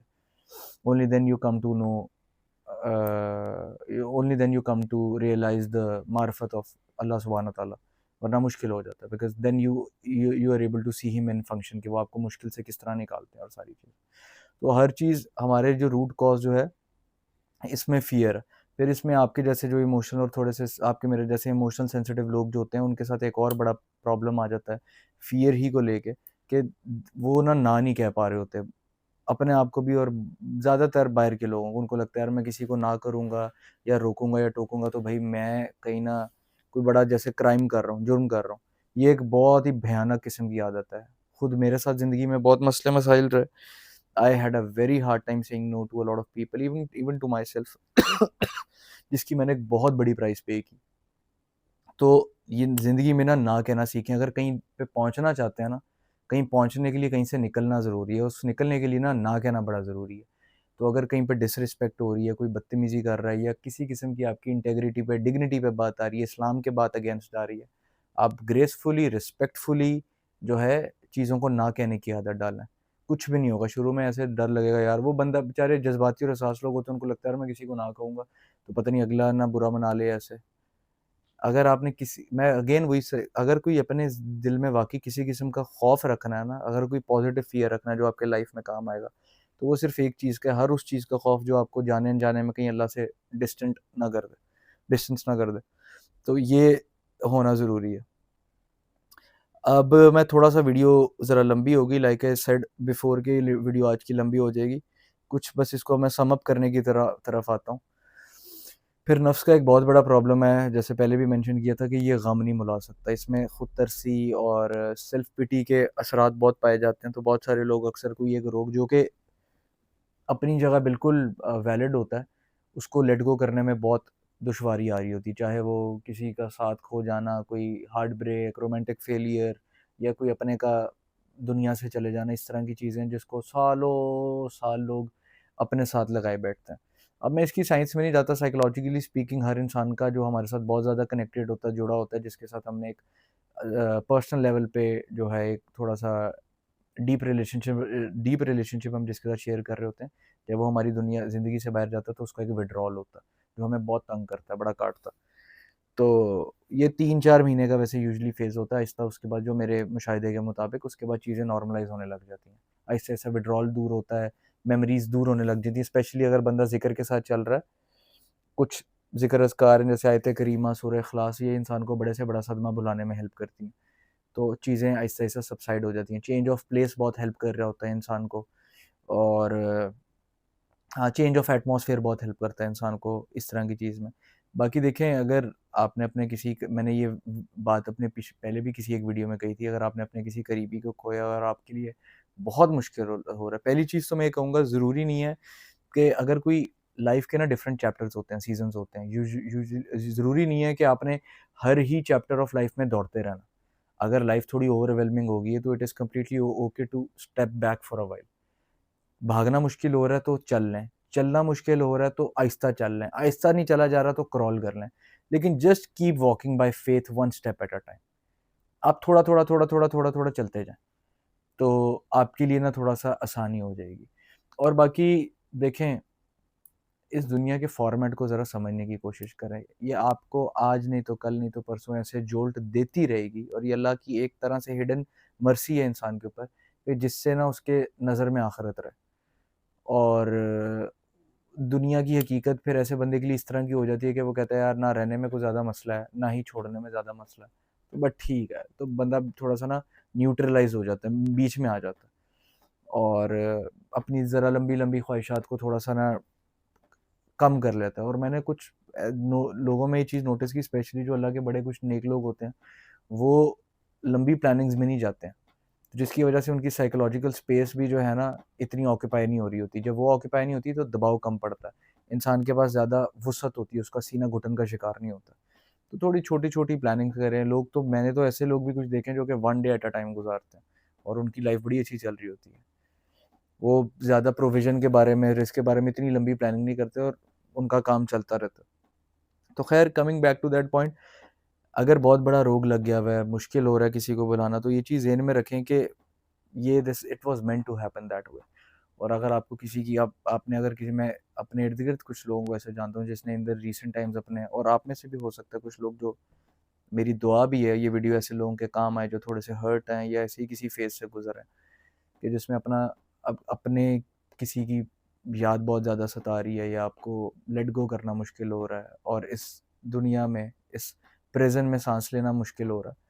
तो वो जो भी इंसान था, मैंने ये बात पिछली वीडियो में एक दफ़ा पहले भी एक वीडियो में की थी, वो आपको कभी भी नहीं चाहेगा कि आप इस मुश्किल में रहें। मतलब अगर आपका ये यकीन है कि आप उससे बड़ी मोहब्बत करते थे, या वो आपसे बहुत मोहब्बत करता था, जो कि यकीनन वो करता होगा या करती होगी, तो ही और she would want you to be happy. तो एटलीस्ट उस इंसान के लिए अपने आप को जो है, अपनी वेल-बीइंग का ख़्याल रखें। अगर आपको वाक़ई बहुत फ़िक्र हो रही है, आपको वाक़ई है कि यार पता नहीं मैं, क्या कहते हैं, मैं सही अपना काम पूरा कर पाया है नहीं, मैंने उसका ख़्याल किया कि नहीं, या जो भी, तो आप उसके इंसान के लिए, वो आपको हमेशा खुशी देखना चाहेगा, एंड ही और she is at a very good place. Trust me, इससे बेहतर ही है वो जिस जगह पे है। ही और शी इज़ एट पीस। तो आप थोड़ा-सा चीज़ों को लेट गो करें, and don't pity them, pity the ones who live. तो इस तरह से जो है आपके लिए आसान हो जाएगा। और देखिए, हर गम की ना एक सौगात होती है। मैं ग्लोरीफाई नहीं कर रहा, ना मैं ग्रीफ़ को, आई एम समवन जो कि दुःख को, परेशानी को, ग्रीफ़ को मैं ग्लोरीफाई करने वाला आदमी नहीं हूँ। आई बिलीव, मेरा पर्सनल ये थोड़ा-सा एक अप्रोच है टुवर्ड्स लाइफ़, जो मैंने ग्राइंड से, अपनी पर्सनल स्ट्रगल से गुज़र के देखी है, कि life is supposed to be lived from a place of faith, from a place of love, from a place of joy, from a place of peace, kindness, happiness, ठीक है? लेकिन ये जो डार्कनेस है, या जो ग्रीफ़ है, सॉरो, ये अपना पर्पस सर्व करता है। तो इससे ना, इसके अंदर एक हिडन विज़डम होता है behind this, all of that pain and suffering which happens with us, और व्हिच हैपन अराउंड अस। एक तो ये आपको हम्बल कर देता है बहुत। दूसरा, ये ज़िंदगी की हकीकत को ना एकदम आपके लिए खोल देता है। जब आप इंसान अपने बहुत करीबी की मैयत अपने सामने, लोग एनलाइटनमेंट और स्पिरिचुअल अवेकनिंग की बात करते हैं, इस तरह के जो वाक़यात होते हैं, ये लम्हे के अंदर ना, विद इन अ सेकंड इंसान को ऐसा एनलाइटन करते हैं कि बंदा कहता है यार, मैं क्या इल्यूज़न में जी रहा हूँ। किसी जान से प्यारे की अचानक लाश, अपनी जो है मैयत सामने पड़ी हो, या कोई बहुत जिसके साथ दिल लगाया, वो बीच सड़क पे आपका साथ छोड़ के निकल जाए, जिसके साथ आपने ज़िंदगी गुज़ारने के बारे में सोचा हो। तो ये इंसान को एकदम से जो है ना, बहुत ही वो, बंदे को समझ ही नहीं आती है मेरे साथ हुआ क्या। तो लेकिन इसकी एक सौगात है, ये इंसान को अब ये बेस्ट पोज़ीशन होती है कि इंसान ना अल्लाह के साथ जुड़ जाता है। बिल्कुल जो है परफ़ेक्ट पोज़ीशन में होता है टू प्रे, ठीक है? और टू बो डाउन टू हिज़ क्रिएटर, और इसमें ह्यूमिलिटी आती है, और अब इसकी प्रायोरिटीज़ चेंज हो रही होती हैं। तो इसकी एक अपनी सौगात भी होती है, इससे काम लेना थोड़ा-सा सीखें। अल्लाह आपको तौफ़ीक दे इस चीज़ की, आपको और मुझे दोनों को। मैं ना, एक चीज़ पता नहीं क्यों मेरा दिल किया कि मैं ऐड करूँ। पिछली वीडियो में मैंने नहीं थी कि सोचा था, लेकिन मिस हो गया समहाउ। सफ़रिंग की हम बात करें, जो आज़माइश होती है। बाज़ चीज़ जो आपको आज़माइश या सफ़रिंग लग रही होती है ना, वो होलिस्टिकली हम देखें ना, इस ग्रैंड स्कीम ऑफ थिंग्स में, वो अपना पर्पस सर्व कर रही होती है, और उसके पीछे बहुत सारी हिडन, वो सफ़रिंग एटलीस्ट या शायद उस बंदे के लिए नहीं होती, ठीक है? या अगर वो हो भी तो वो कलेक्टिवली बहुत सारा खैर होती है उसके पीछे छुपी, उस आजमाइश या उस टेस्ट के पीछे पोशीदा खैर होती है, जो कि बहुत सारे लोगों के लिए ना लाइट क्रिएट कर रही होती है, एक अपॉर्चुनिटी क्रिएट कर रही होती है to turn that darkness into light, और at least to spread that light, to gain wisdom, to think about bigger questions. मैंने अपनी लाइफ स्टोरी वाली वीडियो में भी इस चीज़ का जिक्र किया था कि मेरे जो पेरेंट्स हैं वो डेफ एंड म्यूट हैं। ये बात मैं किसी वजह से शेयर कर रहा हूँ, मैंने मतलब ये चीज़ तो मैंने शेयर की थी, बट ये वाली जो स्पेसिफिकली बात मैं भी करने जा रहा हूँ, तो मेरे अम्मी अबू जो हैं बोल सुन नहीं सकते। तो अब मेरी जो वालदा है ना, मेरा उनके साथ एक बहुत डीप रिलेशनशिप है, मतलब मैं काफ़ी क्लोज हूँ उनके साथ, और वो ना बहुत ही माशाल्लाह खुश अखलाक किस्म की खातून है। मतलब उनको मैंने बहुत पेशेंट देखा है, वो हमेशा मतलब दूसरों की फ़िक्र कर रही होती हैं, शी इज़ वेरी काइंड, लोगों का उनको बड़ा ख़्याल होता है, और हमेशा ना वो ज़्यादातर खुश ही रहने की कोशिश कर रही होती हैं, and all of that. All of my life, मतलब मैंने जितनी भी ज़िंदगी गुजारी ना, मेरा एक पर्सनल एक्सपीरियंस है कि क्योंकि ऑब्वियसली वो सुन बोल नहीं थी सकती, तो हमेशा छोटे जब मैं बड़ा हो रहा था, मैं उनके साथ जाना, मार्केट्स में जाना या कहीं पर भी किसी भी काम पर जाना, तो मुझे ही जो है चीज़ों कन्वे करनी होती थी कोई भी बात। मतलब मुझे ही बताना होता था, कोई शायद जो भी उन्होंने बात कन्वे करनी होती थी, मैं ट्रांसलेटर होता था इवन। तो while I was growing up, एक चीज़ मेरी लाइफ में कांस्टेंट रही, I don't know if some of you are child of deaf and mute adults, if you can relate to this और नॉट, बट ये चीज़ मेरे साथ बहुत रही। तो जो लोग हैं ना, वो बड़ी अजीब-सी नज़रों से देख रहे होते थे कि हो, ऐसे ना पिटी कर रहे होते थे। चाहे वो पेरेंट टीचर मीटिंग हो, या चाहे वो बाज़ार जाना है, या किसी और एक नॉर्मल जो हमारी डे टू डे रूटीन होती है। मुझे वो चीज़ बड़ी ना पिस ऑफ करती थी कि मतलब why are you sounding like this? मतलब मैं ठीक हूँ, मेरा ब्रॉट अप बड़ा ठीक हो रहा है, इनफैक्ट बहुत ही बेहतरीन हो रहा है। मतलब मुझे अल्लाह 100 दफ़ा पैदा करे, मैं अल्लाह को यही कहूँगा कि मुझे यही माँ चाहिए। तो मुझे कभी ना उस तरह से चीज़ नहीं लेकिन जो इर्द-गिर्द के लोग होते, और मेरी अम्मी भी हँस रही होती थी कि यार ये क्यों इस तरह, मतलब क्योंकि वो देख रहे होते थे कि हम दोनों इशारों में बात कर रहे हैं। वो कुछ कह रही हैं, मैं उनको एक्सप्लेन कर रहा हूँ, और वो हमें ऐसे हैरत की नज़रों से देख रहे होते थे। अच्छा, ये सुन बोल नहीं सकती, ये बचपन से ऐसी हैं, ये कैसे हैं, ये वैसे है, ये ऐसे है, वैसे। तो मैं कहता था हाँ यार ऐसे ही है, और नहीं हमें प्रॉब्लम नहीं होती, हम इशारों में बात कर लेते हैं, और ऐसे होता है, वैसे होता है, फलाना होता है। लेकिन अगले के लिए ना एक बड़ा सीख होती थी, वो कहते थे वाह अल्लाह दी कुदरत वेखो, अल्लाह दी शान वेखो, कितनी बड़ी नेमत है, आजमाइश है, कोई ऐसे सोचता था तो कोई वैसे। एक दिन ना मैंने अम्मी से वैसे भी पूछा,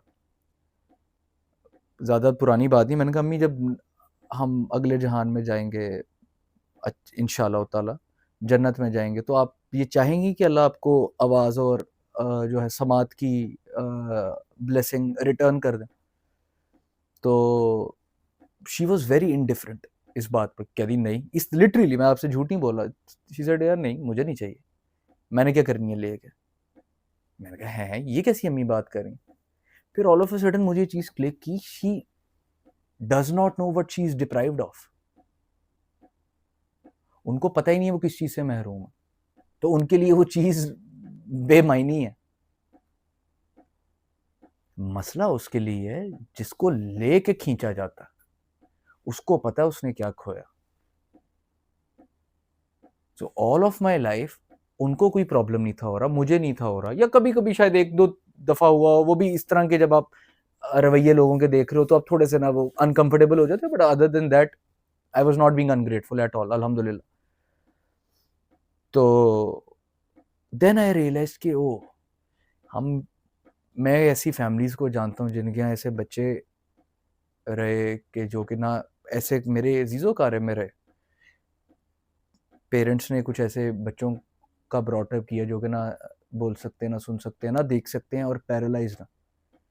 और उनके मतलब ऐसे ऐसे पेरेंट्स हैं जिन्होंने बहुत मतलब विदाउट डूइंग एनी शिकवा शिकायत उस बच्चे की परवरिश की। फिर कुछ ऐसे बच्चे क्योंकि दुनिया से जल्दी चले जाते हैं, तो जिस हद तक हुआ उन्होंने किया। तो ये जो इस तरह का एटमॉस्फेयर होता है ना, ये आपके लिए, या कोई बीमारी आ गई, आज़ुर्दगी आ गई, कोई परेशानी आ गई, बड़ी आजमाइश आ गई, ये आपको एक अपॉर्चुनिटी दे रही होती है to think about bigger things, या आपको एक पर्सपेक्टिव दे रही होती है जो कि सीज हुआ होता है, और ये अल्लाह की तौफीक के बगैर नहीं खुलता। और ये आपको आखिरत के साथ भी जोड़ रही होती है, आपको ग्रेटफुल बना रही होती है about little things. If you are going through a tough time right now, इसकी एक सौगात की जो मैं बात कर रहा हूँ ना, गम की एक सौगात होती है। 2.5-3 साल पहले मेरा एक थोड़ा-सा ना टफ फेज़ था, back to back, one thing after another, from health, from personal crisis, from relationships, I lost some very important people in my life. बड़ी सारी चीज़ें इकट्ठी हुई। खैर अल्हम्दुलिल्लाह when I got out of it, Allah की तौफीक से बहुत सारी चेंजेस आपके अंदर आते हैं। You become grateful for the little things, छोटी-छोटी चीज़ें ना, the fact that I get to breathe, the fact that I get to drink clean water, the fact that I am living right now. मुझे छोटी-छोटी चीज़ें, अब मैं बहुत सारी बड़ी चीज़ों के को लेके परेशान ही नहीं मैं हो रहा होता। भाड़ में, मैं जी रहा हूँ, मैं सांस ले रहा हूँ। तो आपके अंदर क्या होती है, ग्रैटिट्यूड आ जाता है बहुत। And gratitude is the wine for soul, जैसे रूमी ने फरमाया था, मौलाना रूमी ने। ग्रैटिट्यूड लाइफ में होना बहुत ज़रूरी है। ये वाइन है फॉर सोल। ये आपको ऐसी एक, लिटरल ना इसको ले लेना, ऐसी शराबे मारिफत है ये कि आपका मज़े करवा देती है। तो ये इस चीज़ों को ना हम थोड़ा सा इस पर्सपेक्टिव से भी हमें देखना चाहिए। सो अगर आप में से कुछ लोग हैं जिनके इर्द गिर्द डिसफंक्शन है, या जिनकी फैमिली में थोड़ा डिसफंक्शन है, चीज़ों को थोड़ा सा इस जाविये से भी देखें। और I know some of you, आप लोग जज्बाती हैं, एहसास हैं, आप बड़े अरसे से फेथ रखने की कोशिश कर रहे हैं, आप बड़े अरसे से आप काइंडनेस भी रखते हैं, और आप सोचते हैं यार मेरे ही साथ ये क्यों हो जाता है, मैं तो किसी के साथ ना बुरा करता हूँ, ना मैं मतलब ना मैंने किसी के साथ ऐसी कर दिया, ठीक है थोड़े मोटे पाप किए होंगे, मगर ये मेरे साथ ही बिटरनेस क्यों आती है, मेरी दुआएं डिले क्यों हो रही होती हैं, मेरा वक्त ही क्यों नहीं आ रहा होता है। अल्लाह ताला ऐसा लग रहा है जैसे मुझे लेके खामोश हुए हैं, मैं कोई जवाब ही नहीं आ रहा है direct. So this video is for all of those people. और जो है थोड़ा सा उनके लिए ज़िंदगी में, इस दुनिया में मनूवर करना मुश्किल हो रहा होता है। आई होप कि ये वीडियो आपके काम आए, आपको थोड़ा सा कंफर्ट मिले, एक पर्सपेक्टिव मिले to walk again. Never ever lose hope. मैं एक दफ़ा फिर, ये तीसरी दफ़ा मैं इस वीडियो में बात कह रहा हूँ, life is suppose to be lived from a place of love, only love, and Allah की ज़ात इज़ लव। बस हमें नहीं नज़र आ रहा होता, his way of loving us is quite different than the human love that we share. तो ज़िंदगी अगर गुजारनी है ना, and if you want to make it worthwhile, it is supposed to be lived from a place of faith, with the remembrance of Allah subhanahu wa ta'ala, with the remembrance of God, with love, kindness, be of service to others, share it with others। उसके अलावा दूसरा और कोई रास्ता नहीं है। दूसरा रास्ता बिल्कुल वो नीरी कालक है। तो अब आपने डिसाइड करना है कि आपने वो कालक अपनानी है, मायूसी अपनानी है, होपलेसनेस अपनानी है, या उसके खिलाफ एक क़याम बनना। So give it another shot. I know you are afraid to trust again, but give it another shot. अब मैं इस वीडियो को बस सम अप करूँगा। आखिर में कुछ अशार हैं जो मैं आपके साथ शेयर करूँगा, मेरे बड़े फेवरेट लाइन्स हैं, डिफरेंट पोइट्स की हैं। ये मैंने गज़ल सुनी थी एक यूट्यूब पे, तो तब से मुझे ये याद है, तो ये मैं आपके साथ जो है शेयर करता हूँ। ये स्पेशली उनके लिए जो थोड़े से जो हैं उन मुतजस्सिस अज़हान के लिए, उन टूटे हुए दिलों के लिए जो इस टाइम पे थोड़े से लॉस्ट हैं, जो दिल में अल्लाह की मोहब्बत का दम की ख्वाहिश रखते हैं और इस टाइम पर थोड़े से लॉस्ट हैं, थोड़े दुखी हैं, या जो भी उनके साथ ये दीगर मामला था। वस्लो फ़िराक़ यार का किस्सा अजीब है, जितना मैं उससे दूर वो उतना करीब है। देता तो है सदा वो मुझे शश जहात से, अब मैं न सुन सकूँ तो ये मेरा नसीब है। लिखा है ये किताब मोहब्बत के बाब में, मुश्किल उसी कदर है जो जितना करीब है। कसरत में भी वहदत का तमाशा नज़र आया, जिस रंग में देखा तुझे यकता नज़र आया। तू कब किसी तालिब को सरापा नज़र आया, देखा तुझे उतना जिसे जितना नज़र आया। तू मेरा भी खालिक है मोहम्मद का भी खालिक, कैसा ये ख़ताकार को रिश्ता नज़र आया। कैसे मैं कहूँ ये कि तू नज़रों से छुपा है, सब छोड़ गए जब तू ही तन्हा नज़र आया। सजदा जो किया हार के दुनिया की जफ़ा से, आई सदा आखिर मेरा ही दर नज़र आया। अस्सलाम वालेकुम।